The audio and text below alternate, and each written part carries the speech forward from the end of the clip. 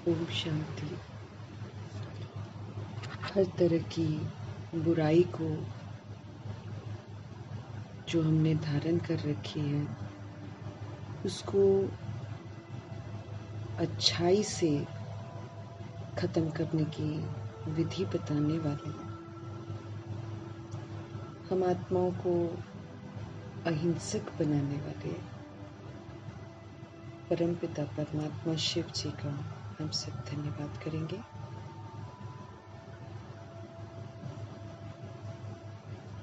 संपूर्ण अच्छाइयाँ धारण करके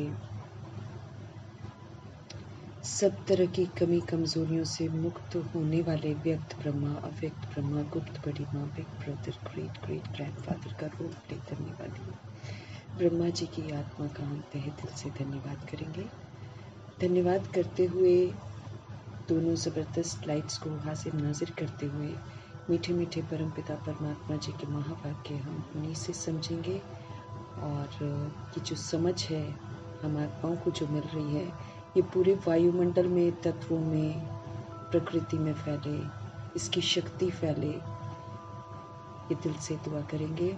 मीठे मीठे परमपिता परमात्मा जी की जो समझ है वो सभी आत्माओं तक ज़रूर पहुँचे, यूनिवर्स में मौजूद सभी आत्माओं तक पहुँचे, उन आत्माओं तक पहुँचे जो इस समय आकारी शरीरों में है, रोज़ शरीर छोड़ रहे हैं, उन आत्माओं तक पहुँचे जो गर्भ में है, गर्भ में प्रवेश कर गए हैं, जो हॉस्पिटलों में पीड़ित हैं, जो घरों में पीड़ित हैं, जो प्राकृतिक आपदाओं के शिकार हो गए हैं, जो माया के प्रकोप के कारण अलबेले हो गए हैं या फिर तंत्र मंत्र के प्रकोप में थोड़े से अलबेले हो गए हैं, सभी आत्माओं तक परमात्म शक्ति पहुँचे, परमात्म समझ पहुँचे, ये दिल से दुआ करेंगे।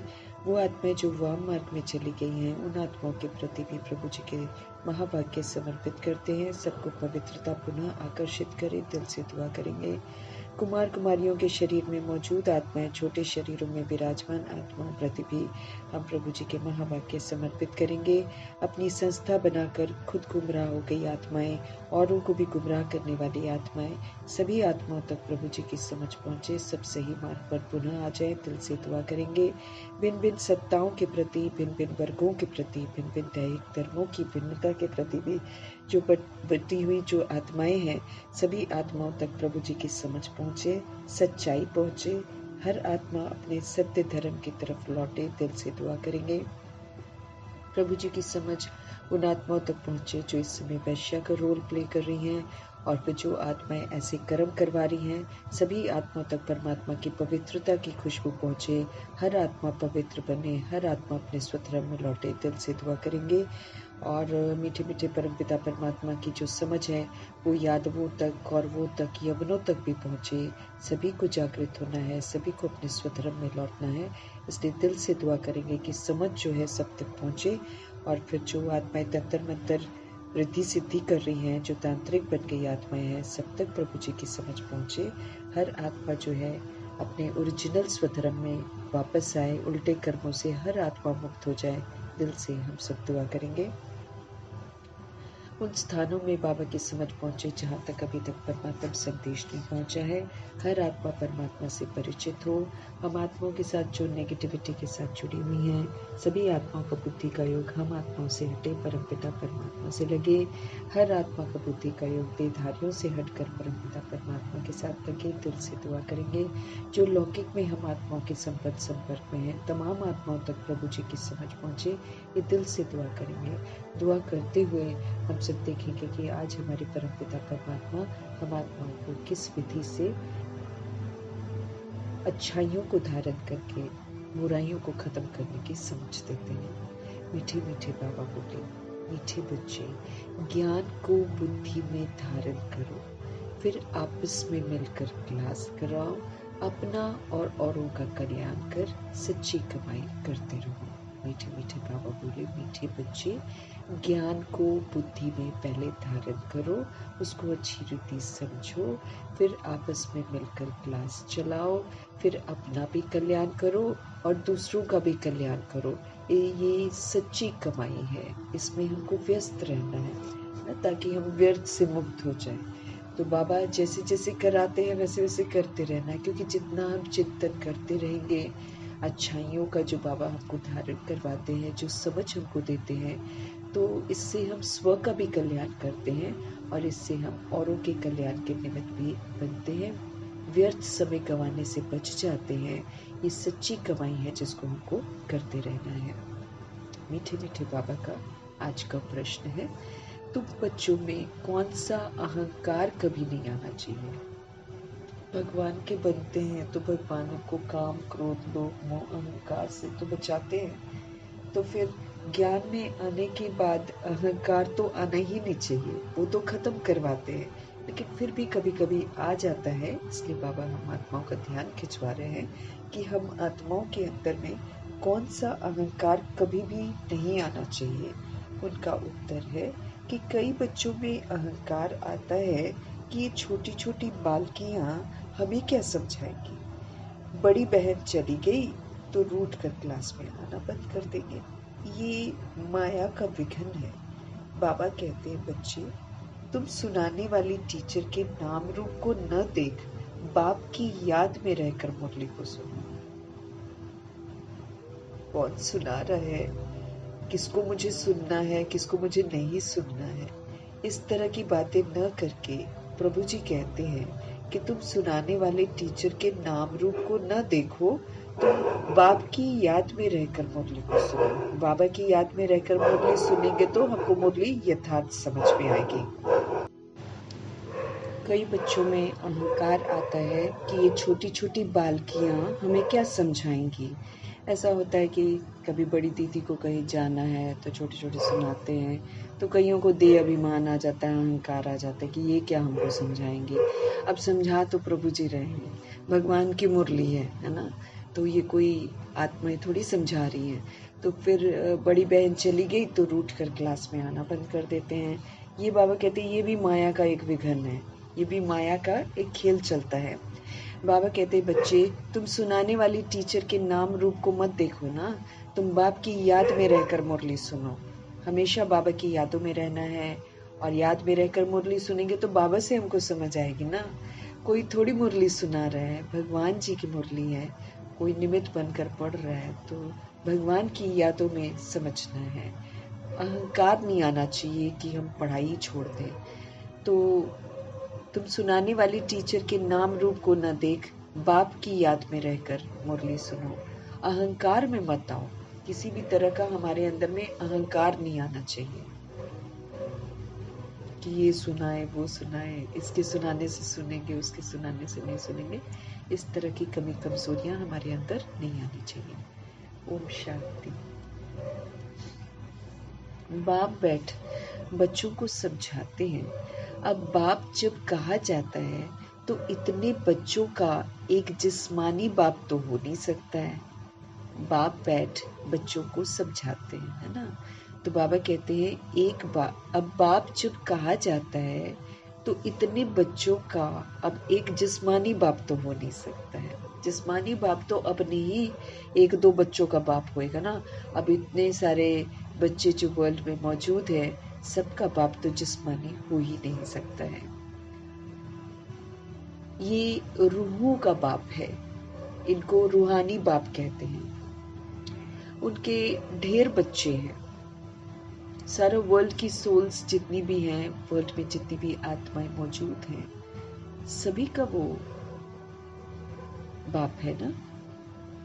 तो बाबा कहते ये तो रूहानी बाप है, उनके ढेर बच्चे हैं। बच्चों के लिए ये टेप, मुरली आदि जितनी भी है ना सामग्री है। बाबा कहते हैं कि बच्चों के लिए ये टेप मुरली, मतलब जिसमें डायरेक्ट बाबा बात करते हैं, तो टेप में रिकॉर्ड करी हुई मुरलियां हैं ना। तो बाबा कहते हैं कि बच्चों के लिए ये टेप, मुरली आदि क्या है, ये सामग्री है। बच्चे जानते हैं अभी हम संगम युग पर बैठे हैं। बच्चे जानते हैं कि अभी हम कहाँ पर हैं, अभी हम संगम युग पर बैठे हैं। किस लिए बैठे हैं? पुरुषोत्तम बनने के लिए हम बैठे हैं। इसमें हम सब पुरुषों में उत्तम बनते हैं। ये भी बाबा कहते खुशी की बात है। बाप ही पुरुषोत्तम बनाते हैं हमको। शिव पिता परमात्मा हम आत्माओं को इस समय उत्तम ते उत्तम बनाते हैं। सब पुरुषों में उत्तम मीन्स सब आत्माओं में उत्तम। ये लक्ष्मी नारायण जो है पुरुषोत्तम है ना, इस सृष्टि में ही उत्तम पुरुष, मध्यम पुरुष और कनिष्ठ होते हैं। इसी धरा पर जब ड्रामा चलता है, आत्माएं पुनर्जन्म में आती है, तो फिर वो मध्यम बन जाती है, फिर कनिष्ठ बन जाती है। लेकिन सृष्टि की ड्रामा की शुरुआत जो है उसमें आत्माएं उत्तम होती है। अभी प्राचीन युग चल रहा है, इसको प्राचीन युग कहते हैं, इसको गीता का युग कहते हैं, इसको संगम युग कहते हैं। इसमें बाबा हमको प्राचीन योग की जिसकी चर्चा होती है वो सिखाते हैं। तो इस समय हम बनते हैं उत्तम। फिर यहाँ के जो संस्कार हैं उन संस्कारों से फिर ड्रामा शुरू होता है। तो हम सब सतयुग में उत्तम पुरुष होते हैं, द्वापर युग में आकर हमारे में मध्यमपना आ जाता है, क्योंकि 20 शरीर बदलकर 21वां 22वां शरीर जब हम लेते हैं, तो जितने आत्मा आधार लेती है इस सृष्टि पर आके, उतना उसकी शक्तियां जो हैं, उसकी जो विशेषताएं हैं वो घटती ही चली जाती हैं। इसीलिए हम धीरे धीरे फिर मध्यम होना शुरू हो जाते हैं। फिर जब हम 21 शरीर 20 शरीर सतयुग त्रेता युग में लेकर फिर हम 21 बार शरीर बदलते हैं द्वापर युग में, तो हमारी अवस्था और कम हो जाती है। मध्यम से करते करते फिर कलयुग के जब हम 42 जन्म लेते हैं, तो हम सब बिल्कुल कनिष्ठ बन जाते हैं।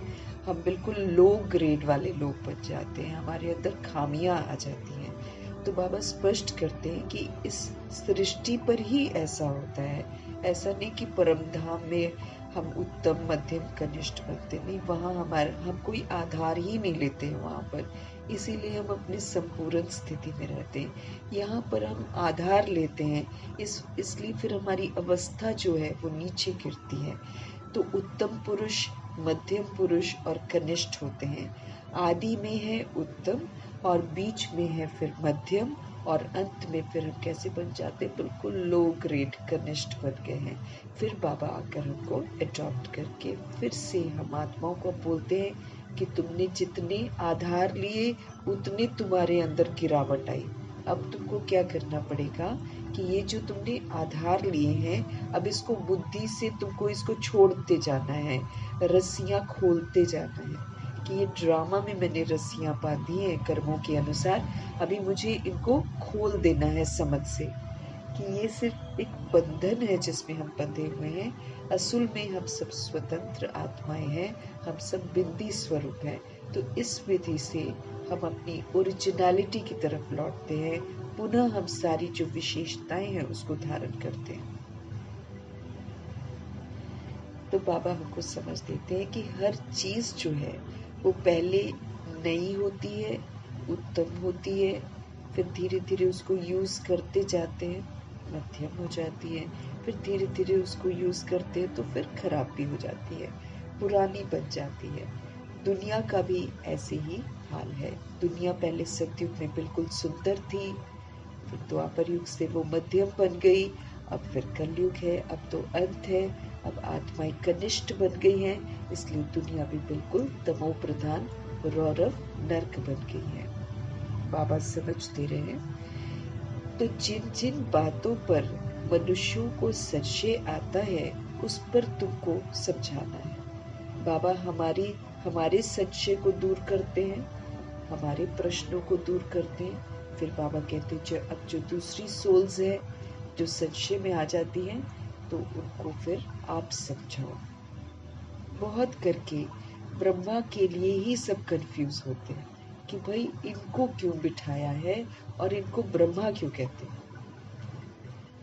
इसका सबको एतराज है, क्योंकि भक्ति मार्ग में 3 मुख वाला ब्रह्मा बनाया हुआ है, बस वो मन में बस गया है कि बस वही ब्रह्मा है। अब बात भी ऐसी आ जाती है कि जैसे दादा लेखराज का रोल प्ले कर रहे होते हैं, है ना, तो अब सिंधी समाज में वो एक दादा लेखराज के रूप में है, और अचानक फिर उनको ब्रह्मा कह दिया जाए तो उनको हजम नहीं होता है ना। अब वो ड्रामा को समझ नहीं पाते हैं, अंदर आकर देखते नहीं है, समझते नहीं है कि कोई शक्ति आती, वो तो ये देखते हैं कि भाई दादा लेखराज को ब्रह्मा कहाँ से बना दिया। तो इसलिए उनको ऑब्जेक्शन हो जाता है, और बाद वाली आत्माएं भक्ति में इतनी भिन्न भिन्न भ्रांतियों में फंसी होती है कि वो 3 मुख वाला ब्रह्मा ही उनको ब्रह्मा लगता है जो जड़ चित्र में है। और जब ये ब्रह्मा को देखते हैं तो फिर उनको एतराज होता है, तो फिर वो नहीं मानते हैं। तो बाबा कहते हैं बहुत करके ब्रह्मा के लिए ही कहते हैं कि भाई इनको क्यों बिठाया है, क्यों कहा जाता है इनको ब्रह्मा। तो उनको झाड़ के चित्र पर ले जाना चाहिए। बाबा समझ देते कि कैसे उनको सच्चाई से हम परिचित कराएं। तो बाबा कहते हैं कि उनको झाड़ की तरफ लेकर जाओ। झाड़ मीन्स वो जो कल्प वृक्ष का सत्य बाबा बताते हैं, उसमें नीचे तपस्या कर रहे हैं और ऊपर भी तो खड़े हैं ना। तो बाबा कहते हैं उनको फिर क्या करो, झाड़ के चित्र पर ले आना चाहिए कि देखो नीचे ये तपस्या कर रहे हैं और ऊपर में एकदम अंत में बहुत जन्मों के अंत के जन्म में भी खड़े हैं। कल्प वृक्ष में दिखाते हैं ना ऐसे। बाप कहते हैं मैं इनमें प्रवेश करता हूँ। ऑलमाइटी अथॉरिटी परमपिता परमात्मा आकर समझ देते हैं कि मैं इनमें प्रवेश करता हूँ। किसी को पता नहीं चलता ना कि आत्माएं पुनर्जन्म में आती है। ये भी एक सोल है जो सबसे पहले सतो प्रधान थी, यही सबसे पहले सृष्टि रूपी ड्रामा में आती है, फिर पुनर्जन्म में आकर पहले नारायण होती है, फिर पुनर्जन्म में आकर बिल्कुल साधारण दादा लेखराज बन जाती। कहाँ नारायण जी और कहाँ दादा लेखराज जी, तो दोनों में डिफरेंस है ना। तो वो चीज जो है वो बाबा आकर समझ देते, दुनिया तो नहीं समझती है ना। दुनिया तो वर्तमान देखती है बस। तो बाबा कहते हैं कि आप उनको झाड़ के चित्र पर ले जाओ और फिर दिखाओ कि देखो तपस्या कर रहे हैं नीचे, और ऊपर में एकदम अंत में बहुत जन्मों के अंत के जन्म में खड़े हैं। बाप कहते हैं मैं इनमें प्रवेश करता हूँ। ये बातें समझाने वाला बड़ा अक्लमंद चाहिए, थोड़ा धैर्यता से थोड़ा प्यार से समझाना पड़ेगा ना, नहीं तो आत्माएं भड़क जाती है। एक भी बेअकल निकलता है तो सभी बीके का नाम बदनाम हो जाता है। अब बातों को यथार्थ समझकर फिर समझाना है ना, क्योंकि लोग मुरली भी पढ़ते हैं तो बाप दादा और प्रजापिता ऐसे करके ना, ग्रेट ग्रेट ग्रैंडफादर ऐसे करके कंफ्यूज होती हैं सोल्स। तो बाबा जिस विधि से हमको समझाते हैं तो वैसे ही समझाना चाहिए। लेकिन कभी कभी ऐसा होता है कि आत्माएं समझती नहीं है, ऊपर ऊपर से सुनती हैं, फिर जब गहरे सवाल कहीं पर होते हैं तो फिर वो समझा नहीं पाती हैं। तो फिर बाबा बोलते एक भी ऐसा निकल जाता है जिसने जो अक्लमंद नहीं बना होता है, समझा नहीं होता है, तो सारे बीके का नाम बदनाम हो जाता है। पूरा समझाना आता ही नहीं है। बाबा कहते भल कंप्लीट पास तो अंत में ही होते हैं। इस समय तो 16 कला संपूर्ण तो कोई बन न सके, लेकिन समझाने में नंबरवार जरूर होते हैं। बाबा कहते ठीक है, कंप्लीट जो बनना है हमको, बेदाग बनना है, वो कोई मासी का घर तो सच में नहीं है। तपस्या करनी है अच्छाइयों को धारण करने की, और सभी के साथ वो व्यवहार करके उसका प्रूफ देने की। तो ये मेहनत है। अचानक हम 63 जन्मों की गंदगी से तुरंत प्रभु जी की सुंदर सुंदर शिक्षाओं को धारण करके सुंदर बनने में बड़ा टाइम लगता है। तप चाहिए इसके लिए, दृढ़ता चाहिए इसके लिए। तो मीठे बाबा समझ देते हैं कि 16 कला संपूर्ण बनने में या फिर बेदाग हीरा बनने में ये तो समय तो लगता ही है इसमें, है ना। लेकिन बाबा ये हमको जरूर कहते हैं कि समझाने में नंबरवार जरूर होते हैं, सब एक जैसा नहीं समझा पाते हैं। परम पिता परमात्मा से प्रीत नहीं है ना, तो विपरीत बुद्धि ठहरे। अगर हम बाबा का कहना नहीं मानते हैं, हमारे में से तो प्रीत बुद्धि और विपरीत बुद्धि निकली है ना। जिसको ज्ञान मिलता है तो ज्ञान में ही तो प्रीत बुद्धि और विपरीत बुद्धि बनेगी ना, कि द्वापर युग कलयुग की सोल्स को तो मालूम ही नहीं है, तो उनके लिए तो प्रीत बुद्धि विपरीत बुद्धि नहीं होगा, हमारे लिए होएगा ना। तो बाबा समझ दे रहे हैं कि इस समय 16 कलश संपूर्ण कोई बन न सके, लेकिन समझाने में नंबरवार जरूर होते हैं। परमपिता परमात्मा से प्रीत नहीं है तो फिर क्या कहलाते हैं? विपरीत बुद्धि कहलाते हैं। इस पर तुम समझा सकते हो कि जो प्रीत बुद्धि है ना, वो विजयती, और जो विपरीत बुद्धि है वो विनश्यंती हो जाते हैं। विनश्यंती मीन्स हार खाते हैं और फिर सजा खाते हैं, है ना। और जो विजयती होते हैं वो हार नहीं खाते हैं, वो प्रीत रखते हैं भगवान से। भगवान से प्रीत रखना मतलब फिर उनकी श्रीमत पर पूरा चलना, उसको बाबा प्रीत बुद्धि कहते हैं। और जो श्रीमत पर पूरा नहीं चल पाते हैं उनको फिर बाबा विपरीत बुद्धि बोलते हैं। 16,108 करोड़ आत्माओं में से ही चयन होना है, ये हमको अच्छी रीति समझना है। नहीं तो आत्माएं क्या सोचती हैं कि जो द्वापर युग कलयुग की सोल्स है ना, वो विपरीत बुद्धि है। चलो वो तो विपरीत डिफरेंट तरीके से है, लेकिन उनको तो समझ ही नहीं मिली है, तो उनमें विनशंति का तो सवाल ही नहीं उठता है। हम आत्माएं जो 16,108 करोड़ बच्चे हैं, जो भगवान की मुरली को प्राप्त करते हैं, परिचय को प्राप्त करते हैं, हम में से आत्माएं सपूत बनती हैं, हमी में से कपूत बनती हैं, हमी में से राइट हैंड लेफ्ट हैंड है, हमी में से सगे और लगे हैं, है ना। तो विपरीत बुद्धि प्रीत बुद्धि है, हमी में से मातेले हैं सौतेले हैं, यहीं पर चयन हो रहा है। हमी में से कोई खून करने वाले भी हैं, भगवान की समझ का खून करते हैं, यूज नहीं करते हैं। हमी में से हम शूद्रों के संस्कार चोरी करके चोर बन जाते हैं।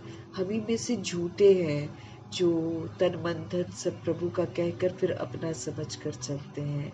हमी में से ठग हैं, हमी में जरासंधी हैं, हमी में दुशासन है, दुर्योधन है, हमी में शकुनी, मतलब जितने कैरेक्टर्स हैं दुनिया में वो हम ही तो हैं।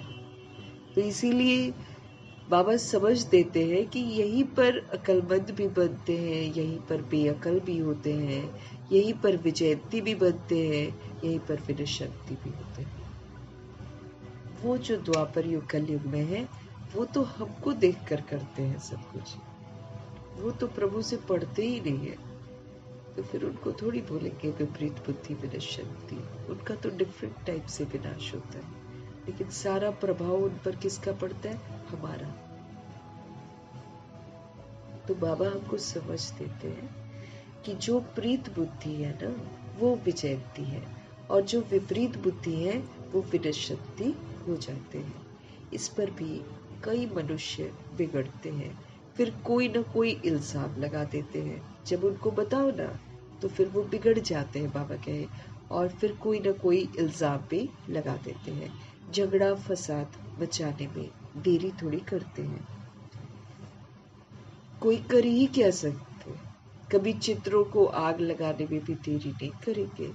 ये जो चित्र होते हैं ना भगवान जी के, इसको भी आग लगाने की देरी नहीं करेंगे। जो मतलब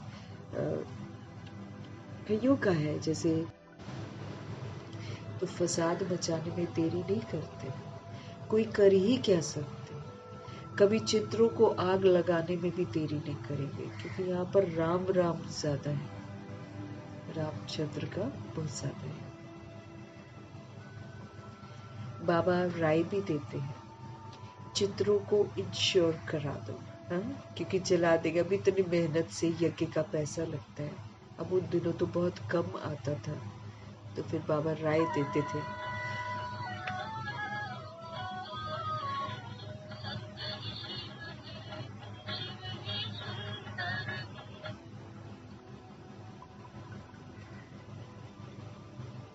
बाबा फिर राय देते हैं कि क्या करो, आप लोग चित्रों को इंश्योर कर दो, है ना। कितनी बार बनाएंगे, शुरू में तो बहुत दिक्कत से सब कुछ होता था। जैसे मेला लगा था, हाँ, इतना जबरदस्त मेला लगाया था रामलीला ग्राउंड में दिल्ली में, प्रकाश मणि दादी के समय में।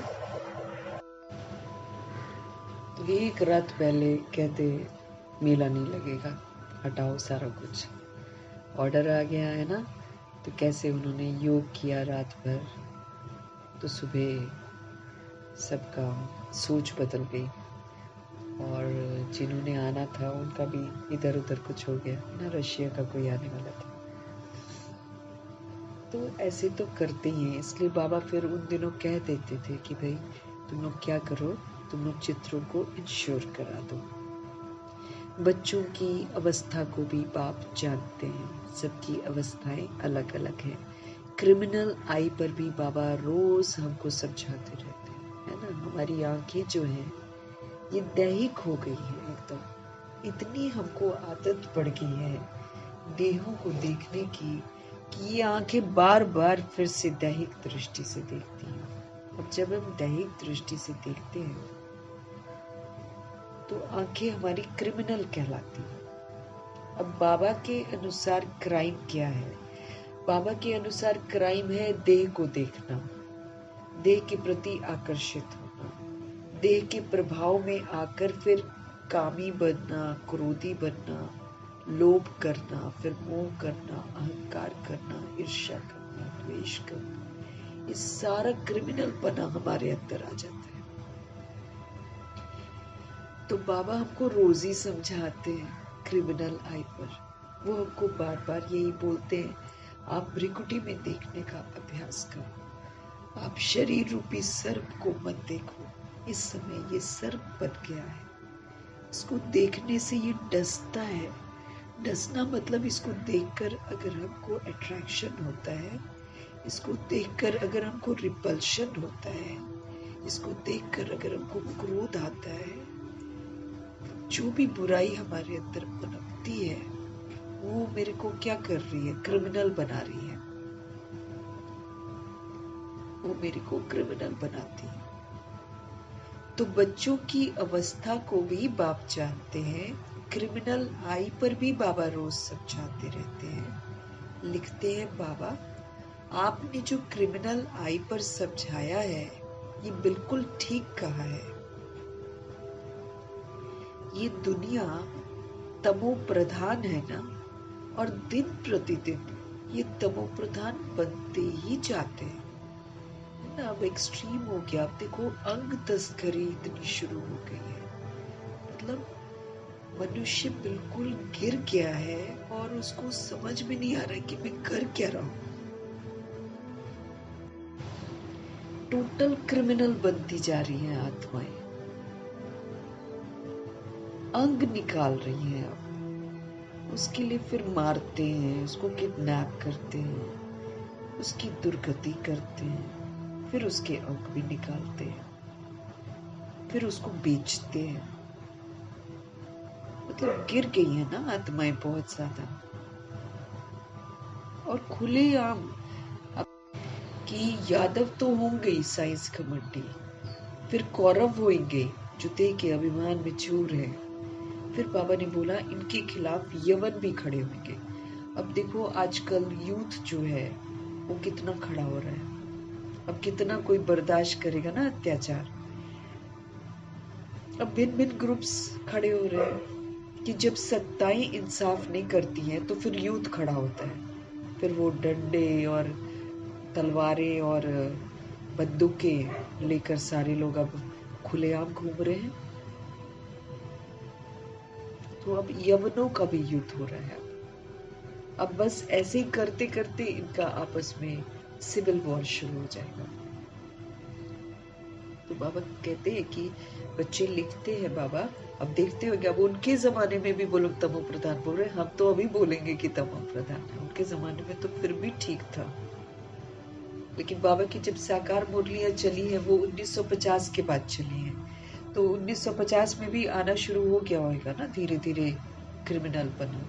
लेकिन अब तो एक्सट्रीम चला गया, एक्सट्रीम काम विकार हावी हो गया है। एक्सट्रीम मतलब वो ये नहीं देखते हैं छोटे शरीर में सोल है, वो ये नहीं देखते हैं टीनेजर है, वो ये नहीं देख रहे हैं कि कोई 65-70 की है, वो कुछ नहीं देख रहे हैं। इतना ओपन क्राइम हो गया है काम विकार का कि खुलेआम चल रहा है, और फिर कोई सजाएं होती नहीं है, इसलिए उनको कोई फर्क पड़ता नहीं। जो क्रिमिनल है खुलेआम घूमते हैं जमानत पर। तो इंसाफ भी नहीं है, मतलब टोटल भ्रष्ट सत्ताएं बनती जा रही है।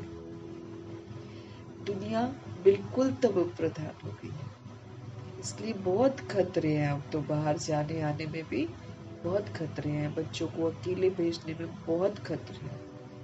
आप किसी पर यकीन नहीं कर सकते हैं। स्कूल के टीचर्स इन्वॉल्व हो जाते हैं, स्कूल का प्रिंसिपल इन्वॉल्व हो जाता है। कितने सारे केसेस और हादसे अभी हो रहे हैं। तो क्या हो रहा है, तमो प्रधानता बढ़ती चली जा रही है। जहां आपको लगता है कि हमारे बच्चे सेफ होंगे, वहीं पर कुछ ऐसे हादसे निकलते हैं जहां से पता चलता है there is no safety now. जैसे बाबा बोलते हैं ना, याद में ही सेफ्टी है। इसलिए छोटे बच्चों को परमात्मा से जोड़ना तो बहुत जरूरी है। छोटे बच्चे माना जो छोटे शरीर में सोल्स है, उनको भगवान से जोड़ना बहुत जरूरी है। भगवान के साथ ही सुरक्षित है, अदरवाइज कहीं भी सुरक्षित नहीं है। चाहे आप जितना मर्जी इंतजाम कर लो, जितना मर्जी पैसा खर्च कर लो। बाबा को बोल रहे, बाबा ये दुनिया तमो प्रधान है ना, दिन प्रतिदिन तमो प्रधान बनते जाते हैं। वो तो समझते हैं कलयुग अभी रेगड़ी पहन रहा है, अभी तो कलयुग घुटनों के बल चल रहा है, अभी तो लाखों वर्ष है। इतनी दुर्दशा हो गई है। अभी भी सोल्स के दिमाग में है कि अभी बहुत है। अब ये जरूर बोलते हैं कि लाखों वर्ष है, लेकिन उनको ये सोचना चाहिए कि क्या हम लाखों वर्ष के हैं क्या? हमारा तो कोई अता पता है नहीं है, लेकिन कलयुग लाखों वर्ष का है, ये सोचकर इत्मीनान से बैठे हैं। कहते हैं अभी तो रेगड़ी पहन रहे हैं, मतलब अभी तो घुटनों के बल, फिर लड़कपन आएगा, फिर जवानी आएगी, फिर जाकर खत्म होगा। और यहाँ भगवान आकर बोलते हैं बस अब ये खत्म होने ही वाला है, क्योंकि एक्सट्रीम चला गया। और चिल्लाने की आवाजें, दुखों की आवाजें ये बाबा को सुनाई देती है ना। और फिर बाबा ये भी बोलते हैं कि बहुत कुछ गलत भी होगा, सारा कर्मों का हिसाब किताब नहीं है। अब कई लोग सोचते हैं ना किसी के साथ कुछ हो गया है, अब जैसे बाबा के बच्चे ही हैं, वो हर चीज में बोलते कर्मों का हिसाब होगा, इसने ऐसा किया होगा इसलिए इसके साथ ऐसा होगा। नहीं, इस सृष्टि की समाप्ति के लिए बहुत कुछ गलत भी होगा, अच्छों के साथ गलत किया जाएगा, तब तो ये सृष्टि जो है ना भयानक रूप धारण करेगी। कुछ तो गलत होएगा तभी तो भयानक रूप धारण करेगी ना, ऐसे तो कुछ नहीं होने वाला है। तो बहुत सारी चीजें गलत भी होनी है। ऐसा नहीं है कि कोई गलत ही कर रहा है, किसी ने गलत ही पिछले जन्म में किया है तब उसके साथ गलत हो रहा है। नहीं, पाप बढ़ रहा है ना, पाप का घड़ा जो है वो भर रहा है, ये भर के फिर फटेगा एकदम जबरदस्त तरीके से। तो सृष्टि फिर नाराज हो जाएगी ना, और नाराज होकर फिर करेगी विनाश। तो अच्छा होने से पहले, सतयुग आने से पहले, बुराइयों की समाप्ति के पहले अच्छे लोगों के साथ बुरा बहुत होगा, फिर ये विकराल विनाश होगा। तो ये नहीं कहना है, क्योंकि कई लोगों के साथ अभी कितना गंदा गंदा हो रहा है। तो कई सोचते हैं अरे पिछले जन्म में इसने किया होगा ऐसा। नहीं, उसके होने के बाद देखो तूफान कितने आ रहे हैं, सृष्टि नाराज हो रही है। ड्रामा तो देखता है ना सब कुछ। तो जिनको किडनैप करते हैं, अंग तस्करी करते हैं, उनके रोने की, चीखने की आवाजें भगवान को सुनाई देती है ना। तो ये सब जो है ना एक्सट्रीम अत्याचार हो रहे हैं। तो ये अच्छों के साथ होता है, फिर सृष्टि इंसाफ करती है, फिर ये ड्रामा इंसाफ करता है, फिर तोड़ता है, मरोड़ता है उन लोगों को जो गलत काम करते हैं। नहीं तो देखो कोई गलत होता है ना, तो गलत के साथ इतने लोग खड़े नहीं होते हैं जितना कोई अच्छी सोल के साथ हुआ होता है, तब देते हैं साथ। तो हो रहा है ये अच्छों के साथ बुरा होता है। बहुत लोग ऐसे हैं जो अच्छे हैं, जिनके साथ खराब से खराब होता है, तब ये धरती हिलती है, तब ये विकराल रूप धारण करती है। अज्ञान नींद में लोग सोए पड़े हैं, स्पेशली ये शास्त्रवादी। ये फ्री में खा रहे हैं, फ्री में बैठे हैं, ऐश कर रहे हैं, गाड़ियों में घूम रहे हैं, विकारों में जा रहे हैं, शादियां कर रहे हैं, बच्चे पैदा कर रहे हैं, जितनी सभाओं में आत्माएं आती हैं उनकी भी शादी करवाते हैं। अज्ञान नींद में है सब के सब। अभी लगेंगे झटके सबको क्योंकि बाबा ने बोला था कि सबके आसन डोलेंगे, सारी दुनिया देखेगी। जिनके पीछे लोग घूम रहे हैं ना, पीछे पीछे घूम रहे हैं, उनकी महिमा कर रहे हैं, उनके सबके जो गंदे हैं, मतलब जो गलत कर रहे हैं, उनके आसन डोलेंगे।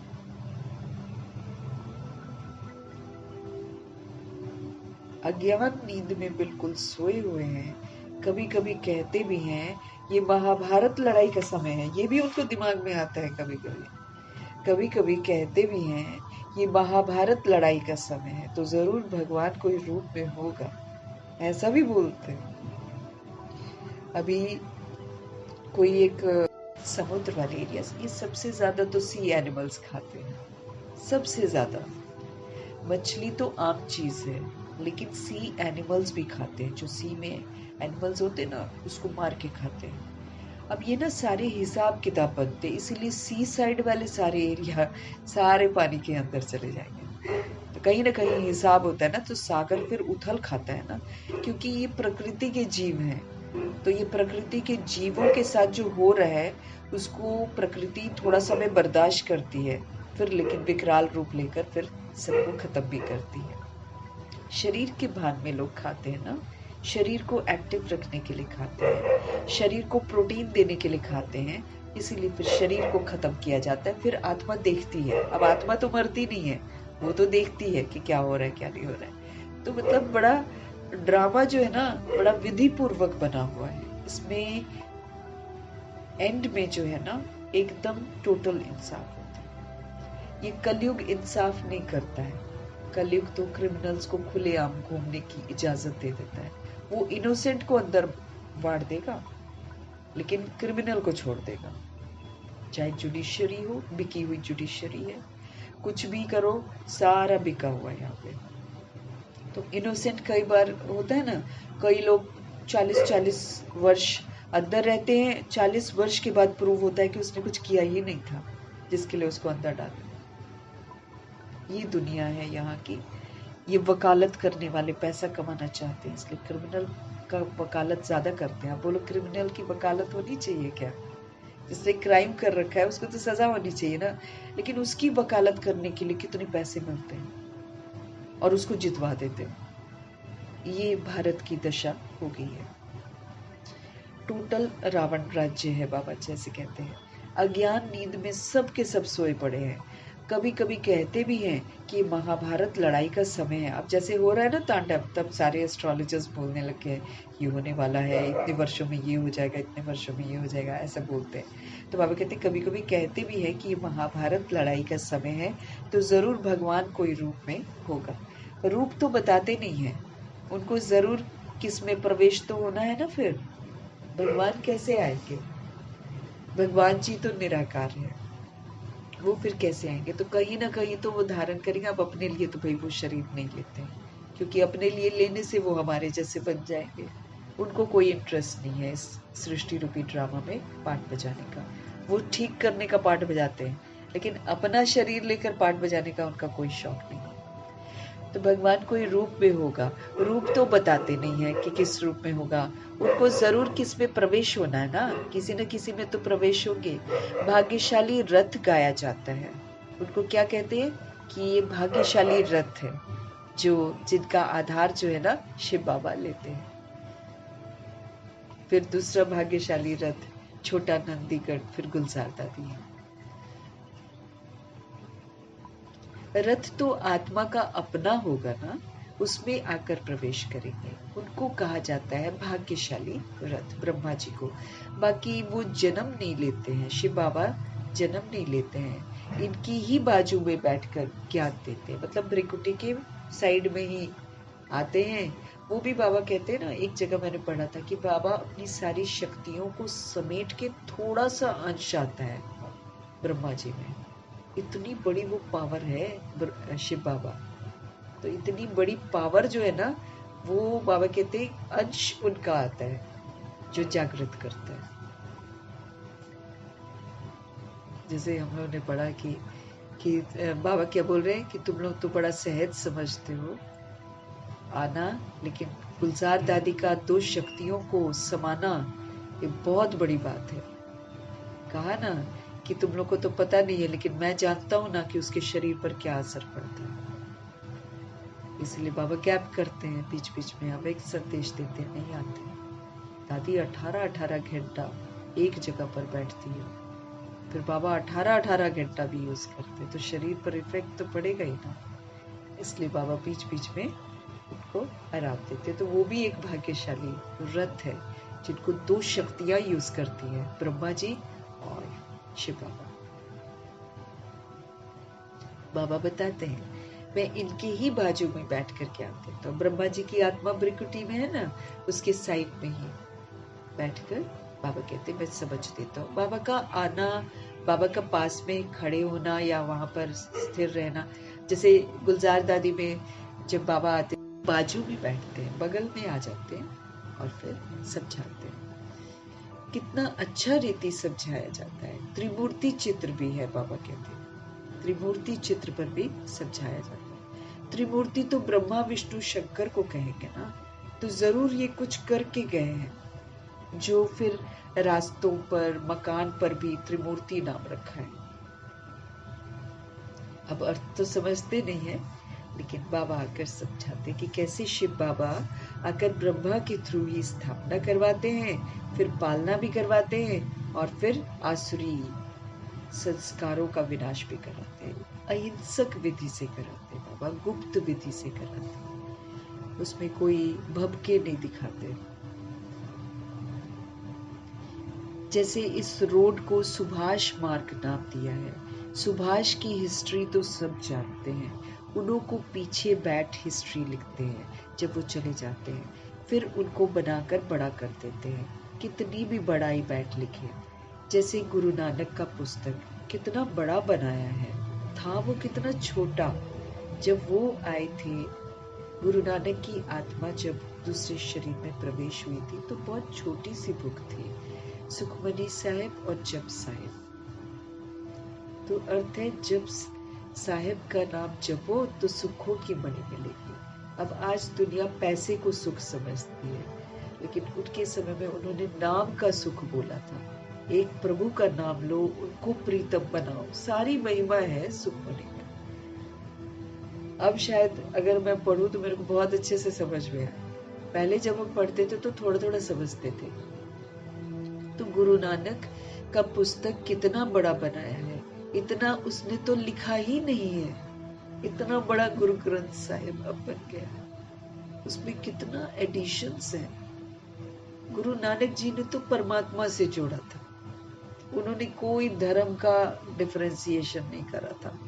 उनके पास तो बाला मर्दाना दोनों के दोनों थे, साथ साथ रहते थे, मुस्लिम और हिंदू कोई फर्क नहीं था। मुस्लिम्स बहुत प्यार करते थे, हिंदू भी बहुत प्यार करते। ये तो आग लगाई है बाद में सत्ताओं ने, वरना तो हिंदू मुस्लिम इकट्ठे ही रहते थे। ये सत्ताएं आग लगाती हैं, आम पब्लिक थोड़ी ऐसा डिफरेंस करती है।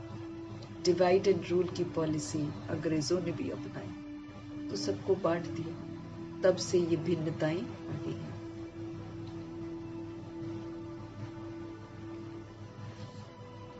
तो बाबा कहते हैं गुरु नानक का पुस्तक कितना बड़ा बनाया है, इतना तो उसने तो लिखा ही नहीं है।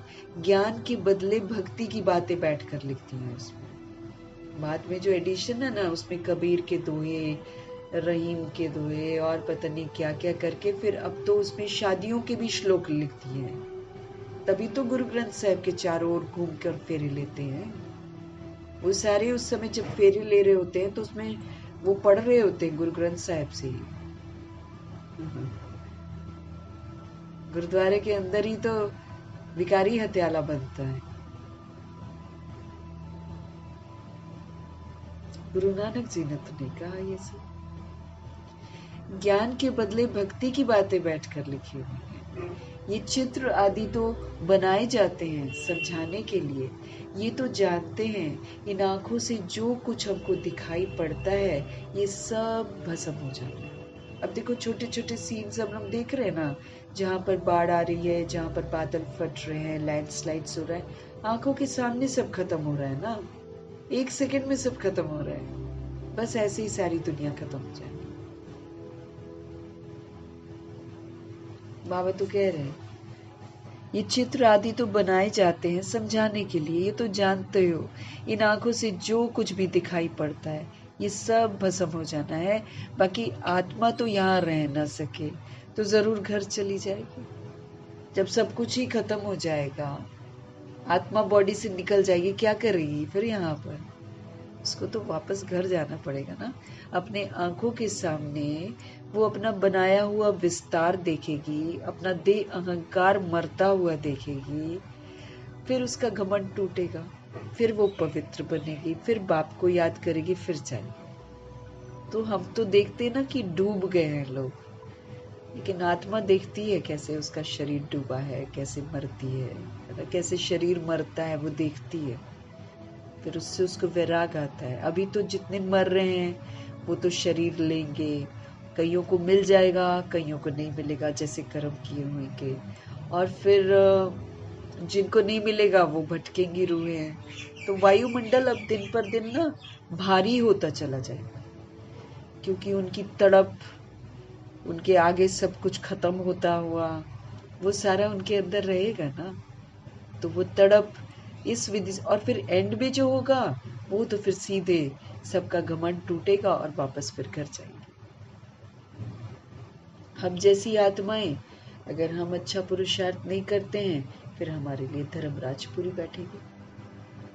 धर्मराजपुरी में फिर हम कैद हो जाएंगे, क्योंकि वहां धर्मराज जी यानी कि ऑफिशियल ब्रह्मा फिर हमको हमारे कर्म दिखाएंगे, फिर सजा देंगे, ड्रामा वगैरह सजा देंगे, ड्रामा प्रकृति ये लोग सजा देंगे।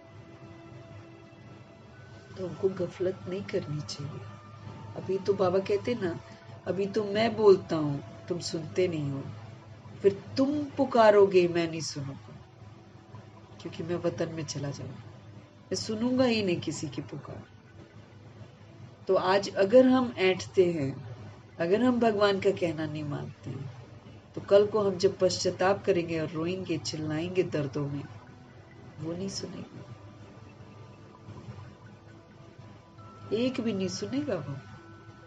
तो अभी सुनवाई हो रही है हमारी, अभी हम जो कह रहे हैं वो बाबा सुन रहे हैं, बाबा हमको मदद भी करते हैं। अगर हम हिम्मत रखते हैं, तो हिम्मत भी रखनी होती है ना, अगर हम हिम्मत रखते तो वो हमारी मदद भी करते हैं। लेकिन एक बार वो ड्रामा से चले गए और हमारी सजाएं शुरू हो गई, तो फिर हम जितना मर्जी दर्द में रोते रहें, वो नहीं सुनेंगे हमारी बात,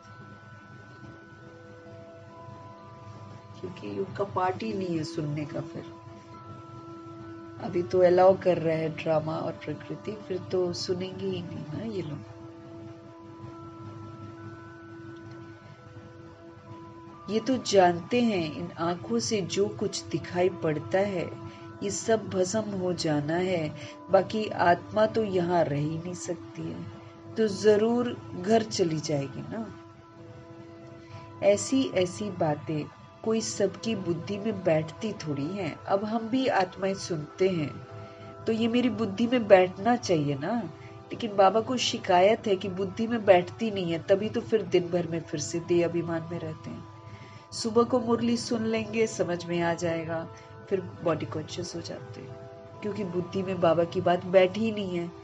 अब मम्मा बाबा की बुद्धि में बैठ गई थी कि हम आत्मा हैं, हमको सुधरना है, हमको दैवी गुण धारण करने हैं, हमको लक्ष्मी नारायण बनना है, ये बात उनकी बुद्धि में बैठ गई थी, इसलिए वो कभी भूलते नहीं थे और उन्होंने अपना पुरुषार्थ किया। तो हमारी बुद्धि में भी बैठेगी, तभी तो हम धारणा करेंगे, तभी तो हम अपना भला करेंगे। कलयुग तो खत्म हो जाएगा, कलयुग के पीछे भागकर हम कर क्या लेंगे? हमको तो सतयुग के लिए कमाई करनी है।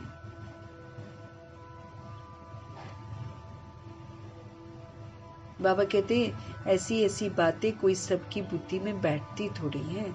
अगर धारणा होती है तो क्लास क्यों नहीं चलाते? फिर बाबा कहते क्लास चलाओ, मिलकर आपस में पढ़ो लिखो, क्लास चलाओ ना। बाबा कहते फिर अगर धारणा होती है तो फिर क्लास क्यों नहीं चलाते? 7-8 वर्ष में ऐसा कोई तैयार नहीं होता है जो क्लास चला सके। बहुत जगह ऐसे चलाते भी हैं, फिर भी समझते हैं माताओं का मर्तबा ऊंच है, चित्र तो बहुत है, फिर मुरली धारण कर उस पर थोड़ा समझाते हैं। ये तो कोई भी कर सकते हैं। बाबा कहते हैं बहुत सहज है। करवाने वाला कौन? शिव बाबा। तो अगर हम उनकी विधियों से चले तो हम कर सकते हैं। फिर बाबा कहते पता नहीं क्यों ब्राह्मणी की मांग नहीं करते रहते हैं कि हमको कोई ब्राह्मणी चाहिए। अब देखो विदेश में देख लो, ऑफिस जाते हैं वो लोग, काम तो करना है ना उनको। सुबह को क्लास कराते हैं, ऑफिस जाते हैं, शाम को आते हैं, फिर क्लास कराते हैं, अपने ही घर में खोल देते हैं गीता पाठशाला, खुद ही करते हैं। वो ब्राह्मणियों की मांग नहीं करते कि हमको ये चाहिए तब जाकर हम करेंगे, नहीं, वो खुद ही करते हैं। इसलिए तो बाबा बहुत प्लीज्ड है उन लोगों के साथ, बड़ा खुश होते हैं बाबा डबल विदेशियों को देखकर। बड़े ईमानदार हैं आत्माएं, पढ़ती हैं, समझती हैं, फिर पढ़ाती हैं, धारणा भी करती हैं वो आत्माएं। वो तो नहीं कहते कि हम काम करते हैं तो हम ये काम नहीं कर सकते हैं। पढ़ाई भी पूरी पढ़ते हैं वो लोग, अमृत वेला भी पूरा करते हैं, घर में क्लास भी सुबह की चलाते हैं मुरली की, फिर शाम की भी चलाते हैं, वो भी तो जॉब करते हैं। यहाँ भारत में कहेंगे जॉब करते हैं तो पढ़ाई को साइड करते हैं वो लोग। सबसे पहले जॉब के पीछे भागने के लिए पढ़ाई को सबसे पहले वो करते हैं, और कहीं पर कुछ हो जाएगा वहां जाएंगे पढ़ाई को छोड़ देंगे। फिर तो ये तो बेअदबी है ना। भगवान को इम्पोर्टेंस नहीं देते हैं। भगवान को जो दूसरी जगह पर रखता है वो सदा दूसरी जगह पर ही रहता है, जो उनको पहली जगह पर रखता है वही फर्स्ट डिवीजन में आता है। ये भी बाबा ने बोला हुआ है। सबसे पहले भगवान। गेस्ट भी घर में आ जाए ना, अपने योग का वेला है ना, उनको बोलो प्लीज आप थोड़ी देर बैठो, हम अभी आ रहे हैं, मुरली का टाइम है, आप बैठो, हम क्लास करेंगे, हमको बाबा से पढ़ना है। ऐसा होना चाहिए ना, अहमियत। ये डबल विदेशी ऐसे हैं। ये सबसे प्रथम जगह जो है ना परमपिता परमात्मा को देते हैं, इसलिए अपने घर की हर चीज को बोलते हैं ये मेरे बाबा का है। टेबल, कुर्सी, बेड, है ना, सब बाबा का है। सब बाबा का समझकर धन्यवाद भी करना है। जैसे हम लोग बेड यूज करते हैं, टेबल यूज करते हैं, जो भी यूज करते हैं ना, पहले तो इनको प्रभु की चीज समझना है, फिर उसका धन्यवाद भी जरूर करना है। नॉन लिविंग थिंग्स का भी धन्यवाद करना है। हमको याद रखना है हम सब मेहमान हैं, भले हमने खरीदा है यहाँ से ही तो लिया है।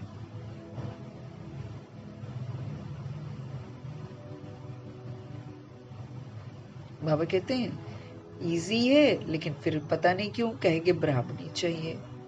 ब्राह्मणी कहाँ गई, बस रूठ कर बैठ जाते, क्लास ही नहीं आते, आपस में खिटपिट हो जाती, वो क्यों समझा रही है, वो क्यों समझा रही है, चिढ़ जाते या खिटपिट हो जाती है।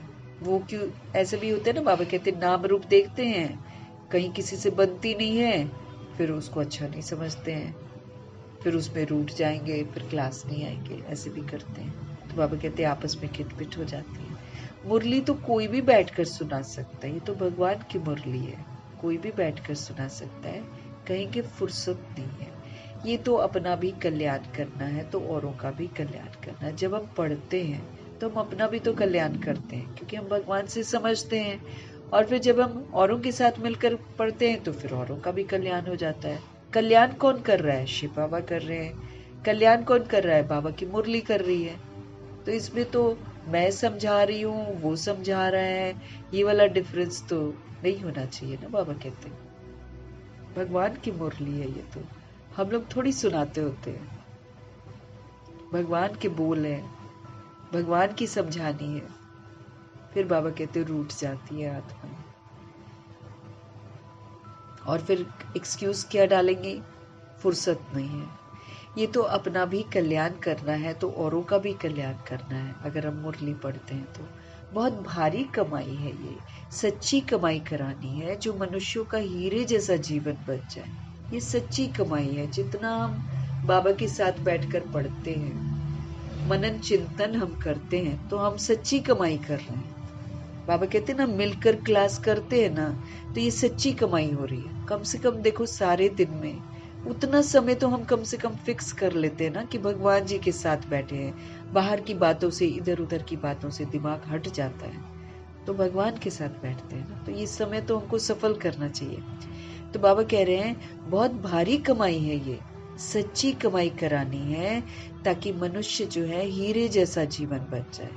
अब जैसे जैसे हम भगवान की किताबों को पढ़ते हैं जो हम आत्माओं को भगवान ने दी है, तो जैसे अव्यक्त संदेश भी हम लोग जो पढ़ रहे हैं, अब कितनी सारी बातें हैं जो उसमें है, जिस पर बाबा अव्यक्त में भी हम आत्माओं को बहुत सारी शिक्षाएं देते हैं। तो हम पढ़ते हैं तब तो हमको पता चलता है, नहीं पढ़ेंगे हमको क्या पता चलेगा। बहुत सारी शिक्षाएं हमको मिलती हैं पढ़ने से। तो ये सच्ची कमाई है। इसको पढ़ते पढ़ते फिर हमारा जीवन जो है साधारण से विशेष और विशेष से फिर हीरे जैसा बन जाएगा। नहीं पढ़ेंगे तो थोड़ा बहुत ही पढ़ेंगे ना, तो बस उतना ही पढ़कर उतने में ही रह जाते हैं। वो फिर पढ़े और वहीं की वहीं रही, सारा दिन वैसे साधारण चला गया। रात को फिर पोता में लिखा चाहे नहीं लिखा, वो सबकी अपनी मर्जी, और फिर सुबह उठकर फिर मुरली पढ़ेंगे। उससे तो सच्ची कमाई थोड़ी होती है। बाबा कहते हैं स्वर्ग में सब जाएंगे ना, वहां सदैव सुखी रहते हैं। ऐसे नहीं कि प्रजा की आयु वहां कम होती है। अब ऐसा नहीं कि फिर प्रजा बनने लग जाए, है ना। तो बाबा कहते हैं प्रजा की आयु बड़ी होती है, क्योंकि जाएगा ही सचखंड में वो जो अपनी आयु कमा लेगा, जो अपना पुरुषार्थ कर लेगा, वही जाएगा। लेकिन हाँ, बाबा कहते हैं संपूर्ण बनने में ना परसेंटेज हो जाता है, तो उस परसेंटेज के आधार से फिर प्रजा दास दासी ऐसा वाला हो जाता है। किसी न किसी की अधीनता रह जाती है, कर्म इंद्रियों पर पूरी जीत नहीं होती है, जैसे मम्मा बाबा जीतते हैं। तो उस लेवल से फिर उसमें डिस्ट्रीब्यूट कर दिया जाता है कि प्रजा है। बाबा कहते हैं सब सुखी रहते हैं स्वर्ग में। ऐसे नहीं कि प्रजा की आयु कोई कम होती है, नहीं, प्रजा की भी आयु बड़ी होती है। वो है ही अमरलोक, उसको कहा ही जाता है अमरलोक। आत्मा स्व इच्छा से अपना शरीर छोड़ती है और 150 वर्ष पूरा अपना लाइफ जीती है। 150 years उसकी आयु होती है। वो है ही अमरलोक। अमरलोक मतलब अकाले मृत्यु नहीं होती है, समय से पहले किसी की, मतलब किसी का शरीर नहीं छूटता है। यहाँ पर पता नहीं चलता है कि घर से गया हुआ बंदा या बंदी वापस भी आएंगे कि नहीं आएंगे, हम उस दौर में पहुंच गए हैं। बाकी मर्तबा कम जास्ती तो होता है, तो कोई भी टॉपिक पर क्लास कराना चाहिए। ऐसे क्यों कहते हैं कि अच्छी ब्राह्मणी चाहिए? आपस में क्लास चला सकते हैं ना, रड़ी नहीं मारनी चाहिए। कोई कोई को अहंकार आ जाता है कि ये छोटी छोटी बालकियां हमको क्या समझाएंगी। माया के विघ्न भी तो बहुत आते हैं ना, बुद्धि में बात बैठती नहीं है, ईर्ष्या आ जाती है, द्वेष आ जाता है, तो फिर चिढ़ जाते हैं, क्लास में नहीं आते। बाबा तो रोज समझाते रहते हैं। शिव बाबा तो टॉपिक पर नहीं समझाएंगे, शिव बाबा तो मुरली सुनाएंगे। वो तो सागर है, उछले मारते रहेंगे। कभी बच्चों को समझाते, कभी बाहर वालों के लिए समझाते हैं। मुरली तो सबको मिलती है। अक्षर नहीं जानते हैं तो सीखना चाहिए ना। अपनी उन्नति के लिए पुरुषार्थ तो जरूर करना चाहिए। अपना भी और दूसरों का भी कल्याण जरूर करना चाहिए। ये बाप ब्रह्मा बाबा भी सुना सकते हैं, परंतु बच्चों का बुद्धि का योग शिव बाबा की तरफ रहे, इसलिए कहते हैं हमेशा शिव बाबा ही सुनाते हैं। वही तो समझ देते हैं, उन्हीं की तो मुरली है। अब वो नहीं समझाएंगे तो और कौन समझाएगा। हम लोग की मुरली थोड़ी है, ये तो ज्ञान की मुरली है, ये तो ज्ञान के सागर की मुरली है, तो समझ भी वही देते हैं। इसीलिए उन्हीं से समझना चाहिए हर एक बात, तब जाकर बुद्धि में बैठे। बाबा कहते कोई भी सुनाए, है ना, बुद्धि का योग शिव बाबा की तरफ रहे, इसलिए कहते हैं हमेशा समझो शिव बाबा सुनाते हैं। शिव बाबा को ही याद करो। शिव बाबा परम धाम से आए हैं, मुरली सुना रहे हैं।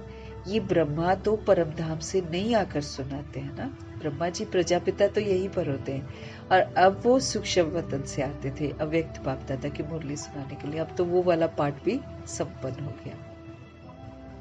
अब तो कणा दाना जो है ना, वो वीडियो के थ्रू हमको मिल रहा है। ये भी वही सोल मिलन मनाती होगी जो कहना मानती होगी। बाकी तो बस ऐसे वीडियो देखकर आ जाते हैं, सुनकर आ जाते हैं।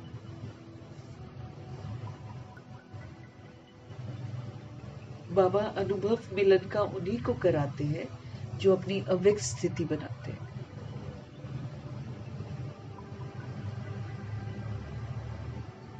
बाबा कहते ब्रह्मा तो परम धाम से नहीं आकर सुनाते हैं। जब वो प्रजापिता है, साकार मुरलियां है, तो वो सृष्टि पर है। फिर अव्यक्त है तो वो सूक्ष्म वतन में है, लेकिन परम धाम से थोड़ी आते। परम धाम से तो शिव बाबा आते हैं।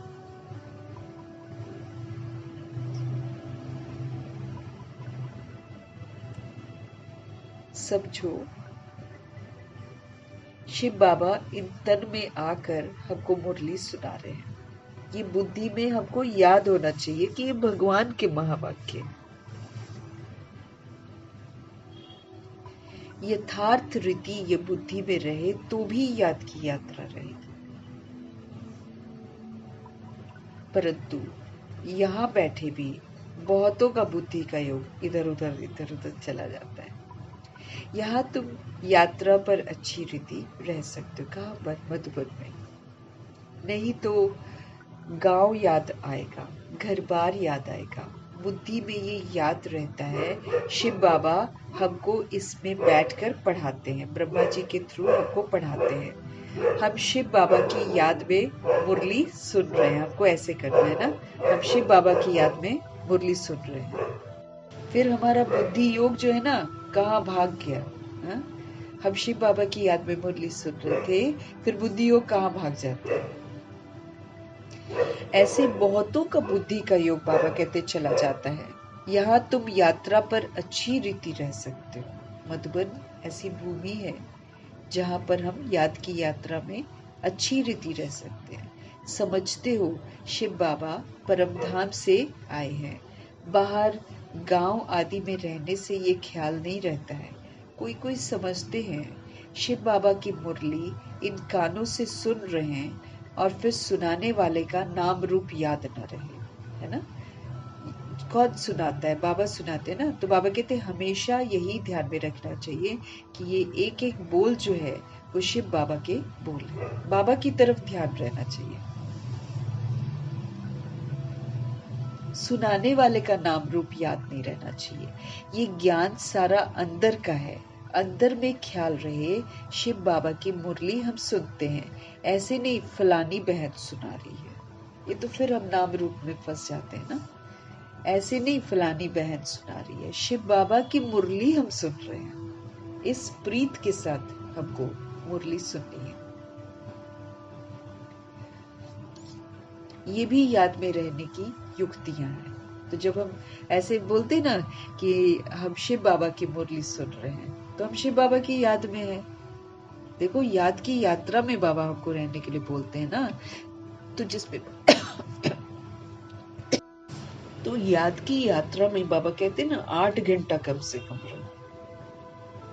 अब उसमें ये थोड़ी कि हम एक जगह बैठ जाएंगे और हम योग लगाएंगे, वो तो लगेगा ही नहीं 8 घंटा योग।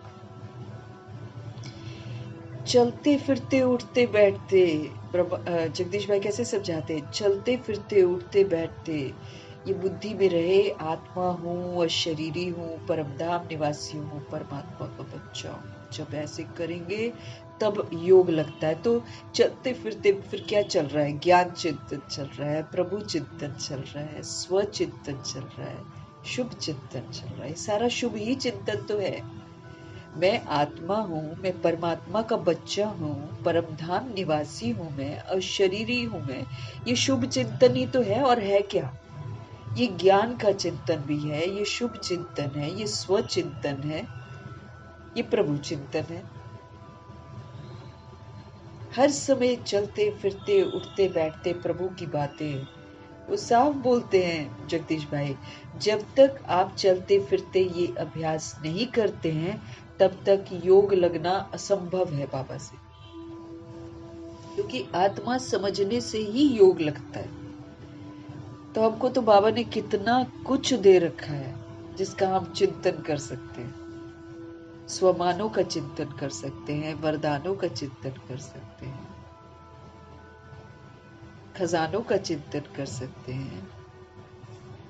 स्व पुरुषार्थ का खाता कितना जमा हुआ है, दुआओं का खाता कितना जमा हुआ है, सेवाओं का खाता, पुण्य का खाता कितना जमा हुआ है, कहाँ तक स्वदर्शन चक्रधारी बने हैं। ये सारा बनने के लिए मिला हुआ है ना आपको। धर्मराज जी पूछेंगे हमसे, अगर हमने नहीं किया होगा तो धर्मराज जी पूछेंगे कहाँ है स्वमानों की धारणा। वरदानों को फलीभूत नहीं करेंगे तो हम वरदानी मूर्त नहीं बनेंगे, औरों को वरदान नहीं दे पाएंगे। वरदानों का भी तो सहयोग देना है, स्वमानों का सहयोग देना है।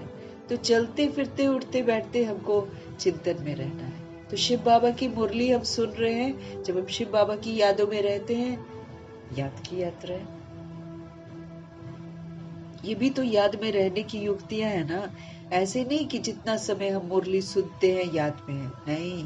बाबा कहते हैं बहुतों की बुद्धि कहाँ कहाँ बाहर चली जाती है, धंधे धोरी में चली जाती है, घर के कामों में चली जाती है, ऑफिस के कामों में चली जाती है। सारा समय थोड़ी सुनते हैं, बाबा कहते हैं बच्चों की बुद्धि इधर उधर चली जाती है।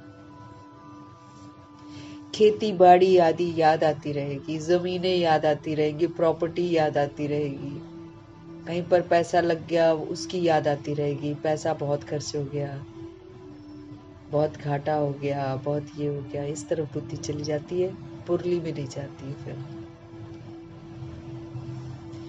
बुद्धि योग कहाँ बाहर भटकना नहीं चाहिए।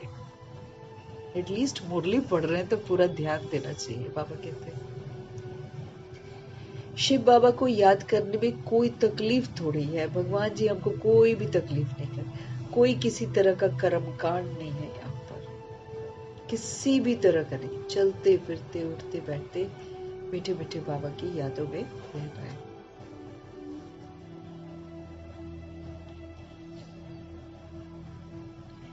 तो शिव बाबा को याद करने में कोई तकलीफ थोड़ी है, परंतु माया याद करने ही नहीं देती है।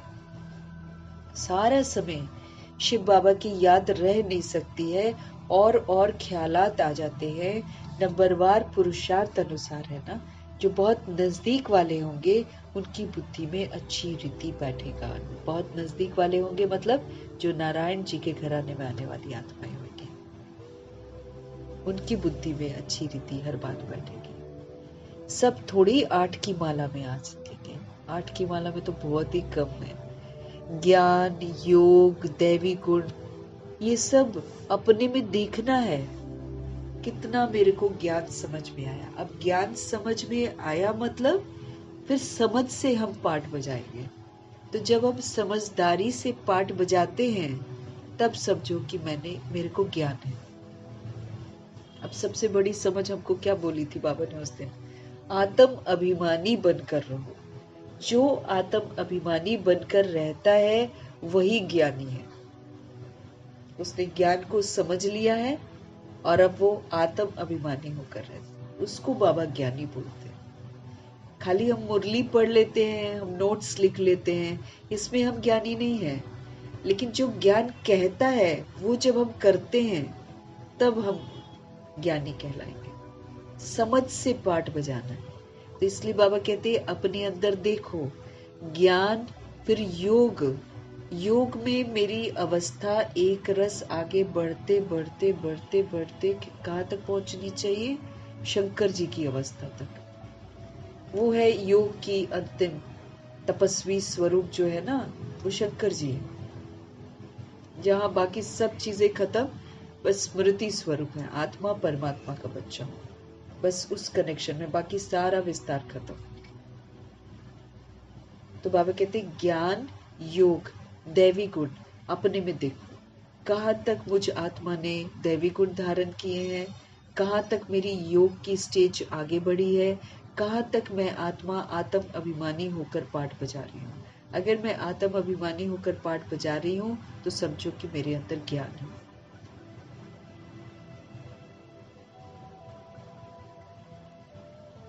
हमारे में कोई अवगुण तो नहीं है, चेकिंग करनी है। अब तो भगवान का फरमान है कि दैवी गुण होने चाहिए हमारे अंदर, हमारे अंदर अवगुण नहीं होने चाहिए। तो अपनी चेकिंग करनी है कि अभी भी कौन सा अवगुण है मेरे अंदर, कौन सी कमी कमजोरियां हैं हमारे अंदर। माया के वश कोई हम विक्रम तो नहीं कर लेते हैं? माया कहीं मुझे दे भान दे अभिमान में ला कर कर्म इंद्रियों के अधीन करके कहीं मुझसे पाप कर्म तो नहीं करा देती? कहीं मैं आत्मा माया के वश तो नहीं हो जाती हूँ? माया के वश होना मतलब पाप कर्म करना। कोई कोई, बाबा कहते हैं कोई कोई बहुत लालची बन जाते हैं। लालच का भी भूत होता है, ये भूत है लालच, और चाहिए और चाहिए और चाहिए वाला जो भूत है ना, ये लालच, ये हमारे अंदर नहीं हुआ। हम लोग नहीं थे लालची। बाबा समझाते हैं, हमारी ओरिजिनलिटी बताते हैं कि हम ऐसे नहीं थे। ये ऑन द वे जर्नी पर हमने लालच किया है।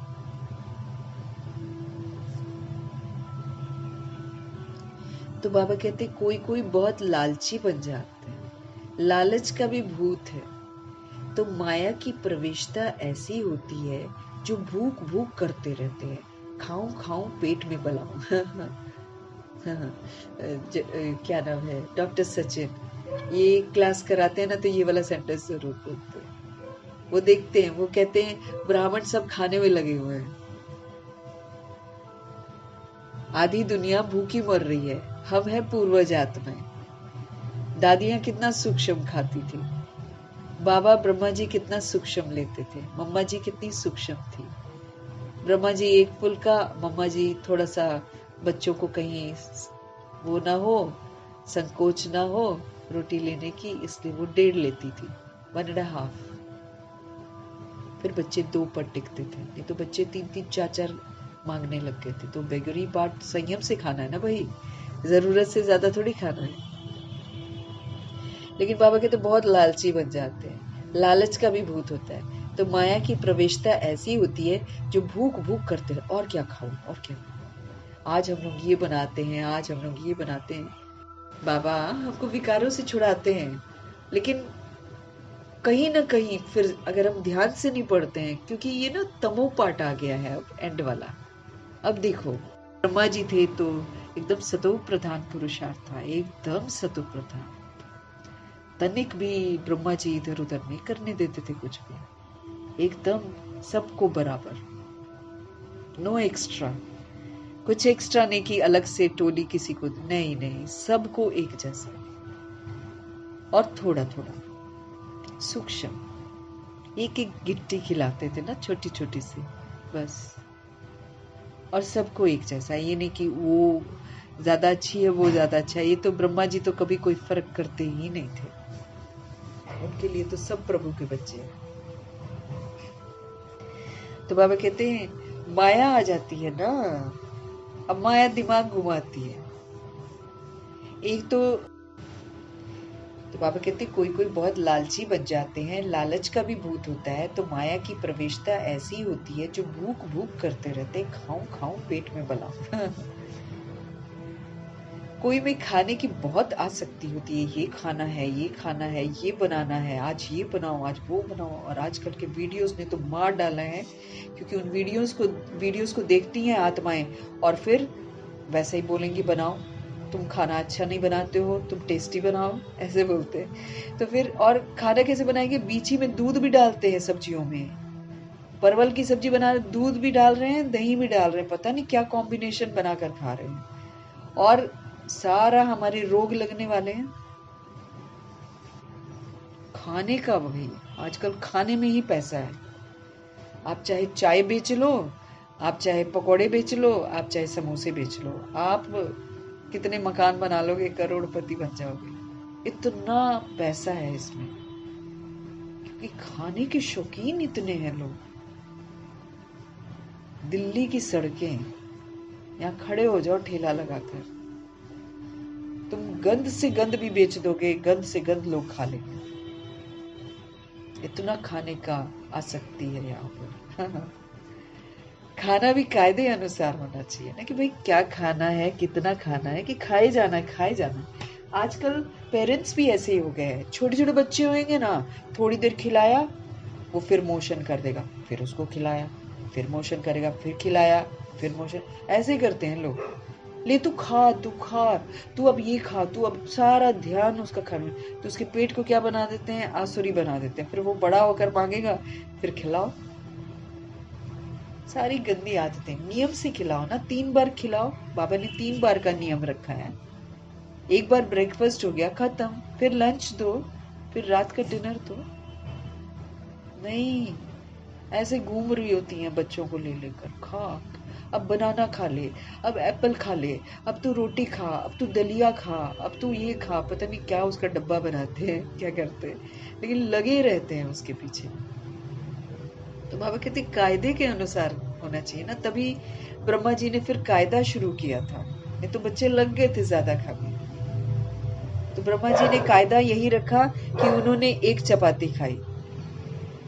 फिर मम्मा को इशारा मिला कि अब बच्चों को कैसे सिखाएं, बोल कर तो करेंगे नहीं, है ना। तो इसलिए फिर मम्मा जी ने 1.5, फिर बच्चे देखते थे बाबा 1, मम्मा 1.5, फिर 2 में सब टिके।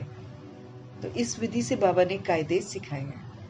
अब उसके एक्स्ट्रा तो बाबा ने सिखाया नहीं।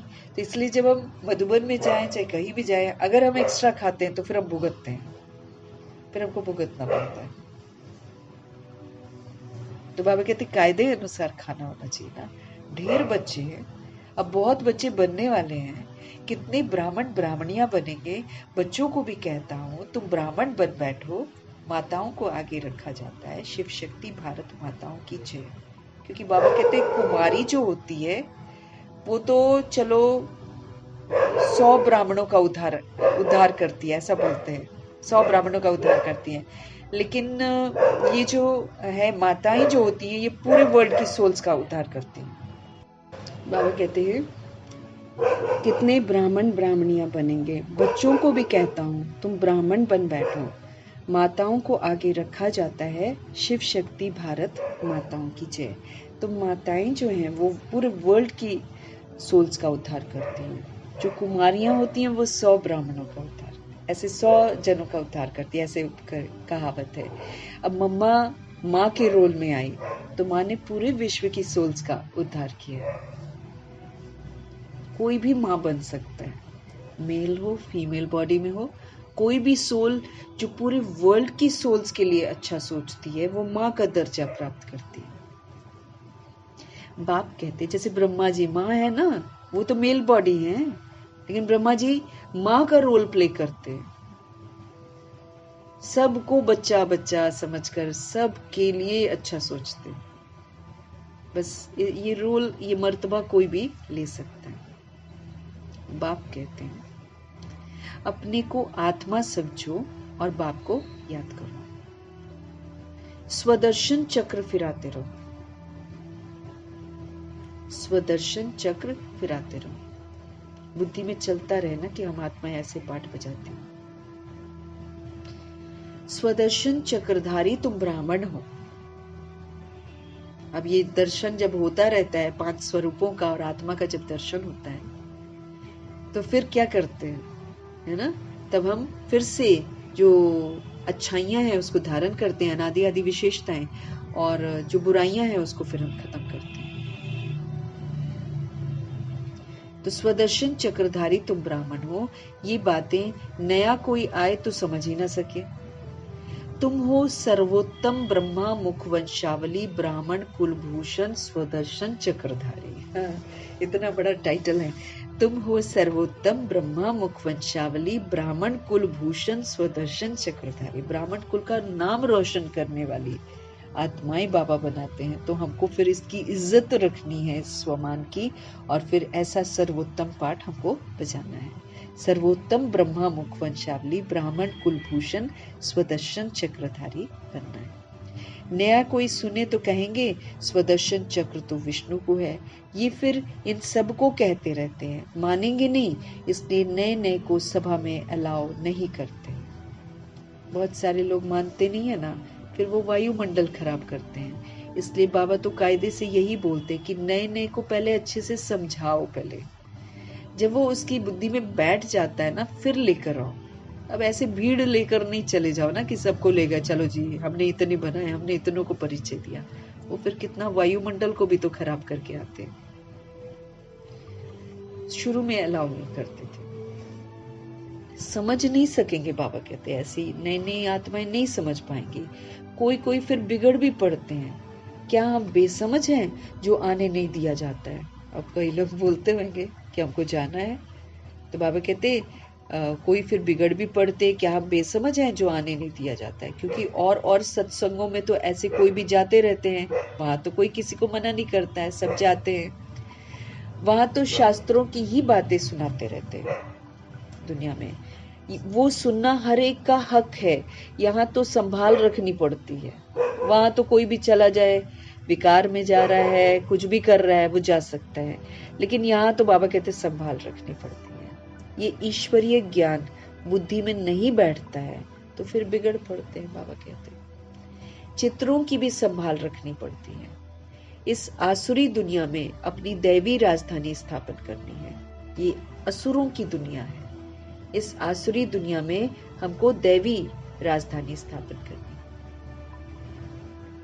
तो दिव्यता सत्यता तो धारण करना है ना हमको। तो जैसे क्राइस्ट आया अपना धर्म स्थापन करने, ये बाप दैवी राजधानी स्थापन करते हैं। भगवान सत्यता और दिव्यता सिखाते हैं, बाबा ओरिजिनलिटी सिखाते हैं। बाबा कहते हैं तुम अपनी असलियत में लौटो, तुम फिर से रियलिटी की रॉयल्टी में लौटो, ऐसे बाबा हमको कहते हैं। ये बाप दैवी राजधानी स्थापन करते हैं, इसमें हिंसा की तो कोई बात ही नहीं है। तुम न काम कटारी की और न स्थूल हिंसा कर सकते हो, न काम विकार में जाना है, न क्रोध की हिंसा में जाना है।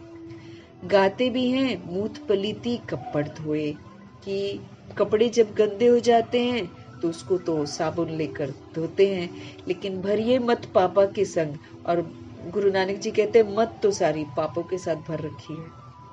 खाली कपड़े धोने से हम साफ थोड़ी हो जाते हैं।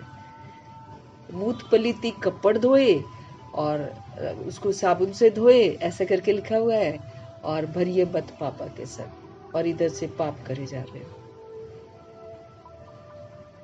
मनुष्य तो बिल्कुल घोर अंधियारे में, पढ़ते भी हैं समझते कुछ नहीं। बाप आकर क्या करते हैं? बाप आकर घोर अंधियारे से घोर सोचरा करते हैं। अब हमारी बुद्धि को, हम भी अंधेरे में थे, फिर हमको सोचरा करते हैं, प्रकाश में लाते हैं, रोशनी देते हैं। फिर भी कोई कोई बाबा कहकर फिर मुंह मोड़ देते, बाबा बाबा बोलते, लेकिन फिर रूठ जाते हैं, पढ़ाई छोड़ देते हैं। कितने बदनसीब होंगे वो लोग, है ना, जो पढ़ाई छोड़ देते हैं। भगवान से मुख मोड़ लेना कितनी बड़ी बदनसीबी है, कितना रोएंगे वो लोग। भगवान विश्व का मालिक बनाने के लिए पढ़ाते हैं।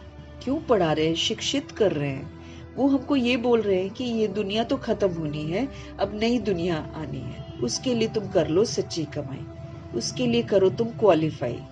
क्योंकि जो क्वालिफाई करेगा, जो पूरी सच्ची कमाई करेगा, जो सच्चा बनेगा, वही वहां पर जाएगा, ये उनका कहना। बाकी इधर तो बाबा कहते निमित्त मात्र है बस। अब तो खत्म होने वाला है सब कुछ। 89 वर्ष खत्म है। 89th में देखो कितना हो हल्ला हंगामा चल रहा है दुनिया में। अगर नहीं यकीन आता है बाबा की बातों में, एक बार बैठकर न्यूज देख लो सारी दुनिया की। रिहर्सल कर रही है प्रकृति विकराल रूप धारण करने के पहले। ये सब जगह होगा जो हो रहा है।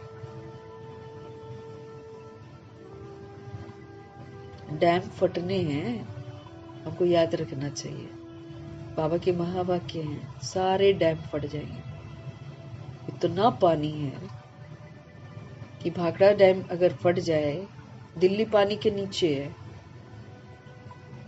पूरी दिल्ली, पंजाब तो है ही है पूरी दिल्ली पानी के नीचे। और डैम फटने हैं, बाबा ने बोला है। संभाले नहीं संभल पाएंगे हम कि किधर संभालें इधर पानी आएगा, ऊपर से बारिश होएगी, बादल फटेंगे, और उधर से कहीं पर कुछ होगा, कहीं से पांचों तत्व एक साथ हमला करेंगे।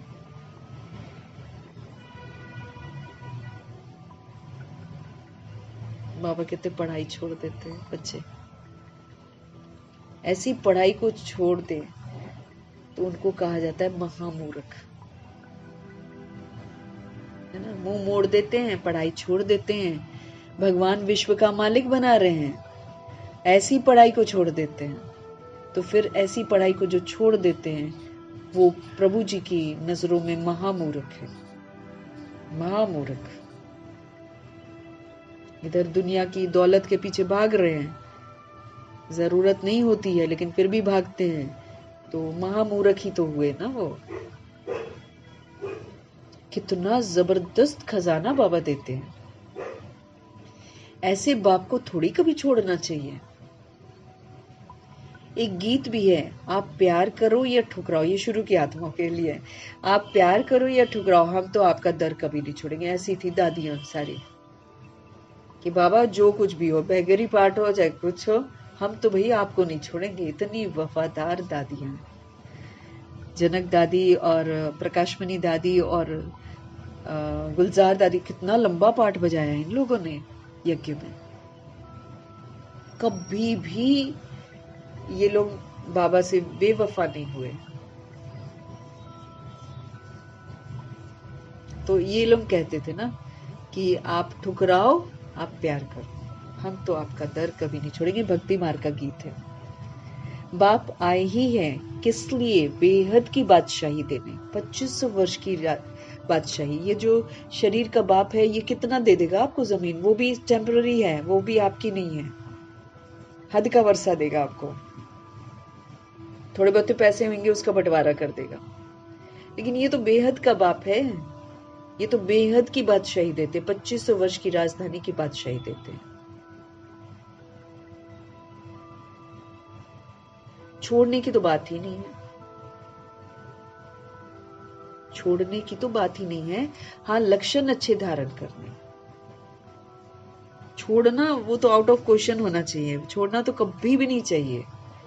तो बदनसीबी है अगर हम छोड़ देंगे तो। कितना ना रोएंगे, हाँ, बहुत रोएंगे।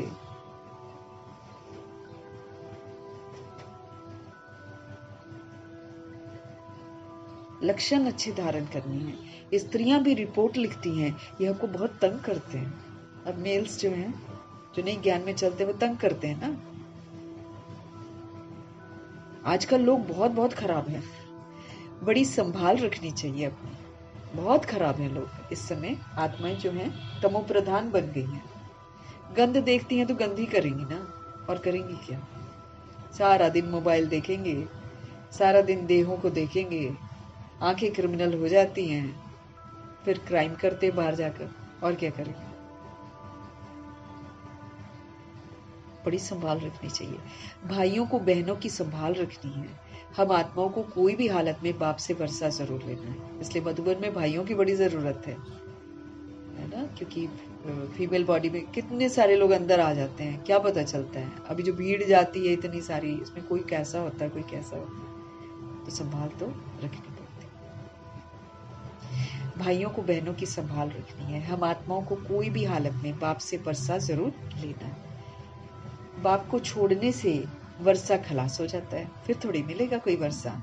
निश्चय बुद्धि विजयंती, जिनको भगवान में निश्चय है वो तो जाते हैं जीत, और जो भगवान में कर लेते हैं संशय, जिनको यकीन ही नहीं होता कि भगवान है, जिनको यकीन रहता है कि हमको तो कलयुग में अभी कमाना, अभी तो बहुत दिन है कलयुग में, ऐसा सोचते हैं वो लोग। 90 वर्ष होने वाले हैं, ये वाला 90 की शिवरात्रि आएगी। 100 वर्ष का संगम युग है, इसके अंदर पूरा परिवर्तन होना है, एक दिन में थोड़ी हो जाता है। अब देखो बह रहा है ना, कोई गांव बह गया, कोई कुछ बह गया, ऐसे खत्म हो जाते हैं लोग। शुरू तो हो गया है वॉर, जो महाभारत का शुरू होना था ना, शुरू तो हो गया है, अब ये बस विकराल रूप लेगा। कृष्ण का इंतजार है, कृष्ण जी आए नहीं, विनाश शुरू हुआ भी, क्योंकि फिर नई दुनिया को भी तो आना है ना। तो पुरानी पूरी साफ होगी, कितना गंद है, सारा का सारा साफ। अब हम लोग तो बना लेते हैं इतना सारा सामान, अब सृष्टि को साफ करना है ये सारा कुछ, इसका नाम निशान भी नहीं रहेगा, न फर्नीचर, न घर, न गाड़ियां, इसका नाम निशान नहीं रहेगा, न जाने कहाँ दफन कर देंगे। हाँ, ये भी नहीं मालूम, इतनी पावरफुल है प्रकृति, न जाने कहाँ दफन करेगी सबका फर्नीचर।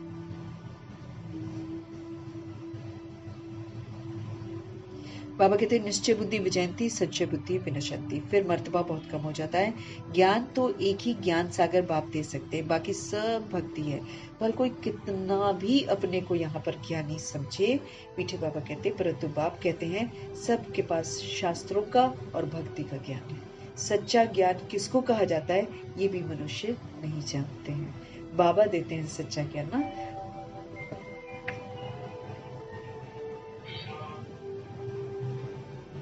बाबा देते हैं सच्चा ज्ञान, ये भी मनुष्य नहीं जानते कि सच्चा ज्ञान किसको कहते हैं। अच्छा, मीठे मीठे सिकिलते बच्चों प्रति माता पिता बाप दादा का याद प्यार और गुड मॉर्निंग। रूहानी बाप की रूहानी बच्चों को नमस्ते।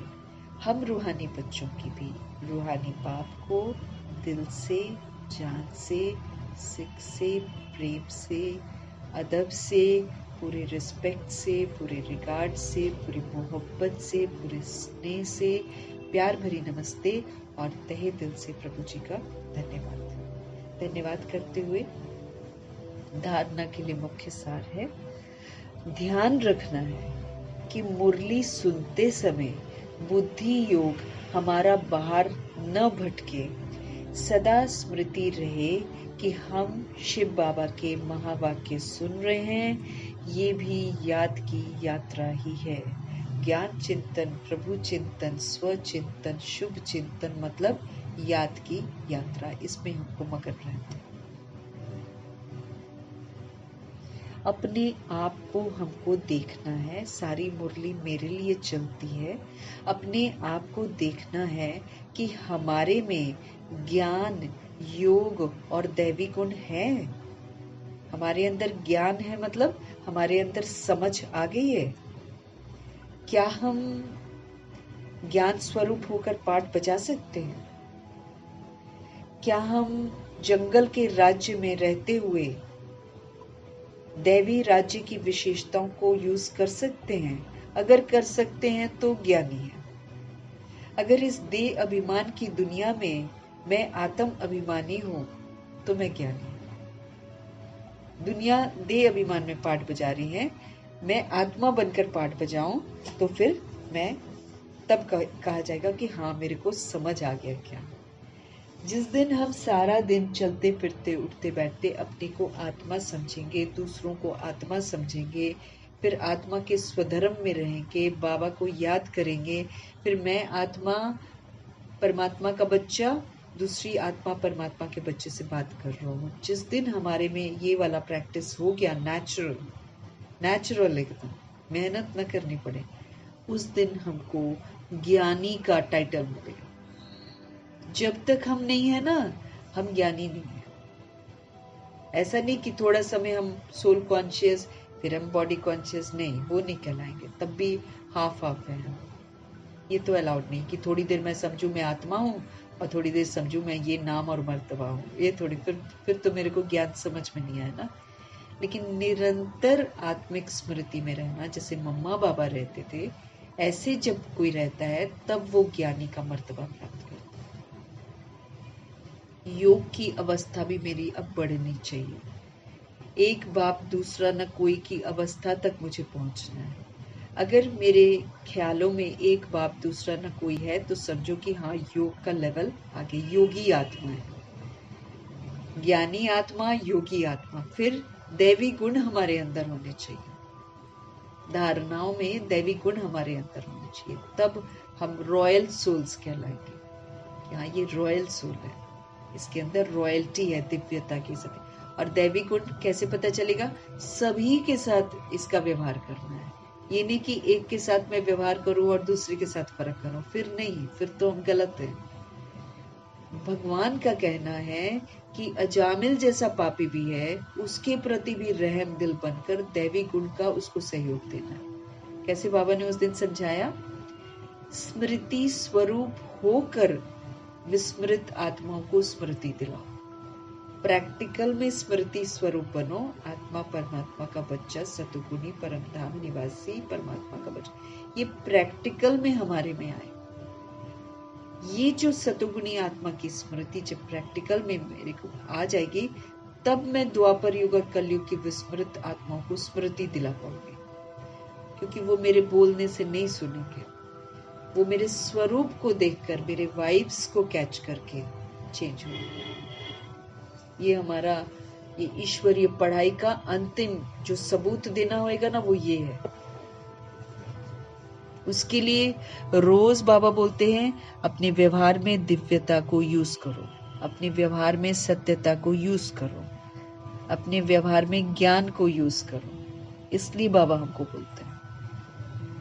तो अपने आप को मुझे देखना है कि मेरे में ज्ञान, योग और दैवी गुण है, समझ है मेरे अंदर, एक बाप दूसरा न कोई वाला कनेक्शन है मेरे अंदर।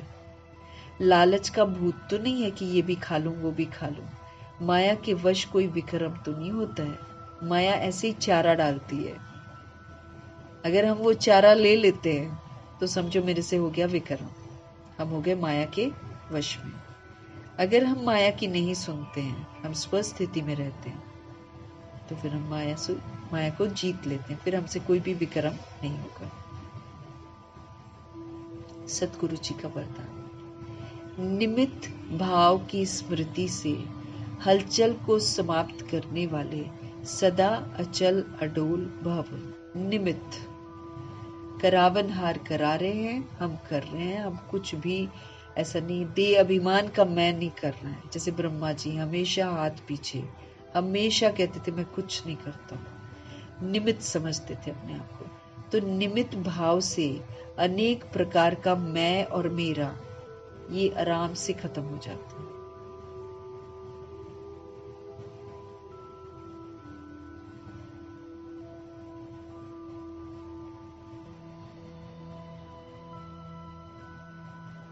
तो निमित्त भाव से अनेक प्रकार के जो मैंपन है, अनेक प्रकार का जो मेरापन है, वो आराम से खत्म हो जाता है जब हम अपने आप को क्या समझते हैं? इंस्ट्रूमेंटल समझते हैं।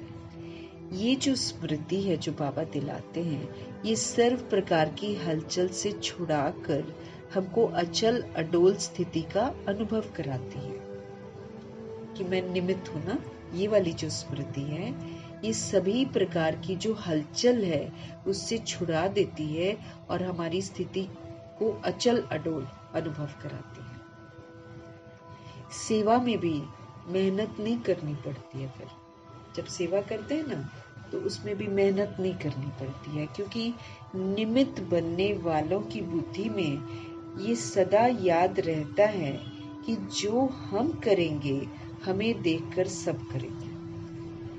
निमित्त बनने वाली जो सोल्स हैं, उनकी बुद्धि में सदा याद रहता है कि जो हम करेंगे हमें देखकर सब करेंगे। ब्रह्मा जी में ये चीज बहुत थी कि जो कर्म मैं करूंगा मुझे देखकर दूसरे करेंगे, इसलिए वो अपने कर्मों पर बड़ा ध्यान रखते थे। सेवा के निमित्त बनना अर्थात स्टेज पर आ जाते हैं, जब हम सेवा के निमित्त बनते हैं, बाबा सभी को सेवा के निमित्त बनाता है, क्योंकि स्व सेवा सबसे बड़ी सेवा है। तो जब हम बाबा सेवा के निमित्त बनाता है तो बाबा कहते हैं स्टेज पर आ जाते हैं। स्टेज तरफ स्वतः ही सबकी नजर आती है।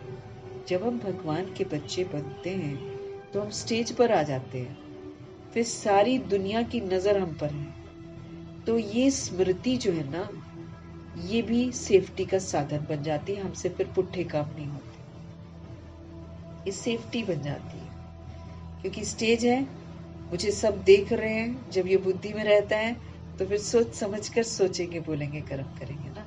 तो बाबा कहते ये जो स्मृति है ना, ये भी फिर सेफ्टी का साधन बन जाती है कि मैं आत्मा निमित्त हूँ, मैं आत्मा स्टेज पर हूँ, सब मुझे देख रहे हैं।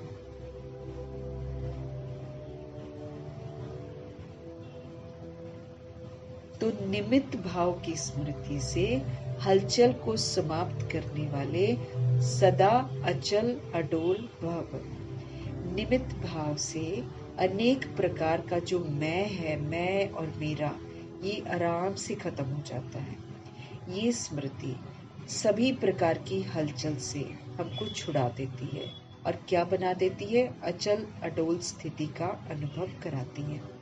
सेवा में भी हमको मेहनत नहीं करनी पड़ती है। क्यों? क्योंकि निमित्त बनने वालों की बुद्धि में सदा याद रहता है कि जो हम करेंगे हमको देखकर दूसरे करेंगे। सेवा के निमित्त बनना मतलब स्टेज पर आना, स्टेज तरफ सबकी नजर जाती है। तो ये स्मृति भी सेफ्टी का साधन बन जाती है। तो जब हमारे अंदर ये स्मृति रहती है ना, तो ये भी सेफ्टी का साधन बन जाती है, अर्थात हम गलत काम नहीं करते हैं। स्लोगन है, सर्व बातों में न्यारे बनो तो परमात्म बाप के सहारे का अनुभव होगा। सारी बातों में बाबा कहते डिटैच हो जाओ तो फिर परमात्म बाप के सहारे का अनुभव होगा। अगर हम कहीं पर अटैचमेंट रखते हैं फिर बाबा सहारा नहीं देते। अगर हम परमात्म बाप के सहारे का अनुभव करना चाहते हैं तो प्रभु जी कहते हैं सारी बातों से बिल्कुल न्यारे हो जाओ, डिटैच हो जाओ। सभी बातों में न्यारे बनो तो परमात्म बाप के सहारे का हम अनुभव करेंगे कि शिव पिता परमात्मा हमारा सहारा है। ऐसा हम अनुभव करेंगे। अव्यक्त इशारे मिल रहे हैं, सहज योगी हमको बनना है। उसके लिए बाबा युक्ति बताते हैं कि परमात्म प्यार को अनुभव कर लो, फिर कहीं और बुद्धि हमारी जाएगी नहीं। जब हम एक बार प्रभु का प्यार अनुभव कर लेंगे, हमारा बुद्धि का योग कहीं भी नहीं जाएगा। वर्तमान समय में भटकती हुई आत्माओं को एक तो शांति चाहिए। भटक रही है ना, कभी इधर कभी उधर, 100 जगह दिमाग जाता है, अस्त व्यस्त है आत्माएं इस समय। तो वर्तमान समय भटकती हुई आत्माओं को एक तो शांति चाहिए, दूसरा उनको रूहानी स्नेह भी चाहिए। शांति भी चाहिए और स्नेह भी चाहिए।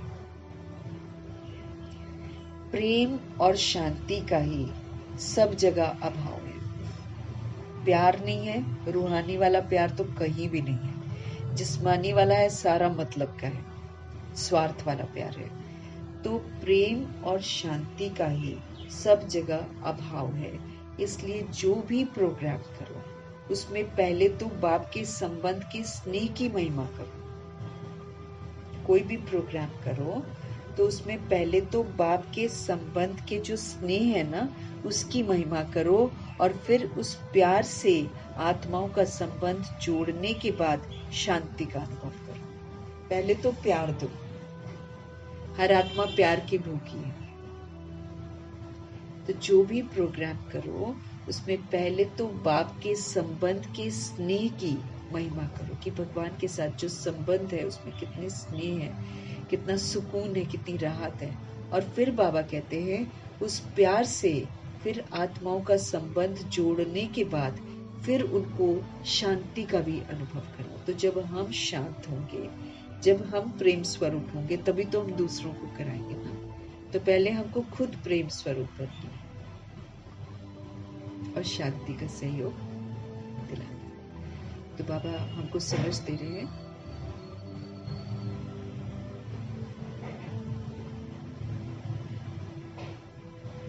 तो प्यार से आत्माओं का संबंध जोड़ने के बाद शांति का अनुभव कराओ।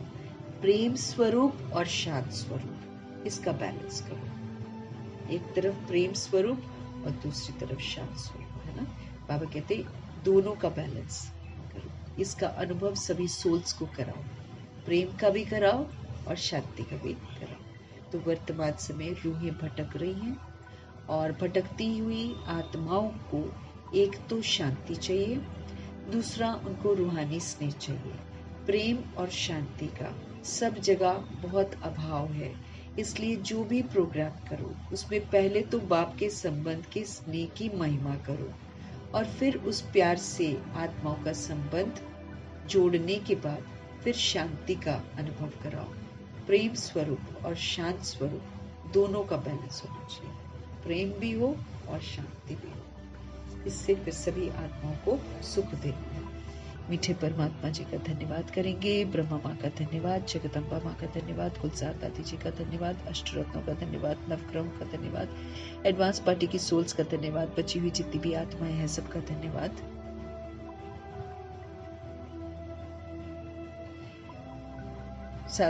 पांच तत्वों का धन्यवाद, ड्रामा का धन्यवाद, प्रकृति का धन्यवाद, माया का धन्यवाद, यमदूत का धन्यवाद, करोड़ों की आबादी का धन्यवाद, साधनों का धन्यवाद, साधन बनाने वालों का धन्यवाद, साथ में रहने वाली सोल्स का धन्यवाद, सहयोगी आत्मा को धन्यवाद, अविनाशी खजानों का धन्यवाद, समय का धन्यवाद, सृष्टि की मेहमान नवाजी का धन्यवाद, पूरी यूनिवर्स का धन्यवाद और शरीर रूपी इंस्ट्रूमेंट का धन्यवाद। आप सभी आत्माओं का धन्यवाद। धन्यवाद करते हुए ओम शांति।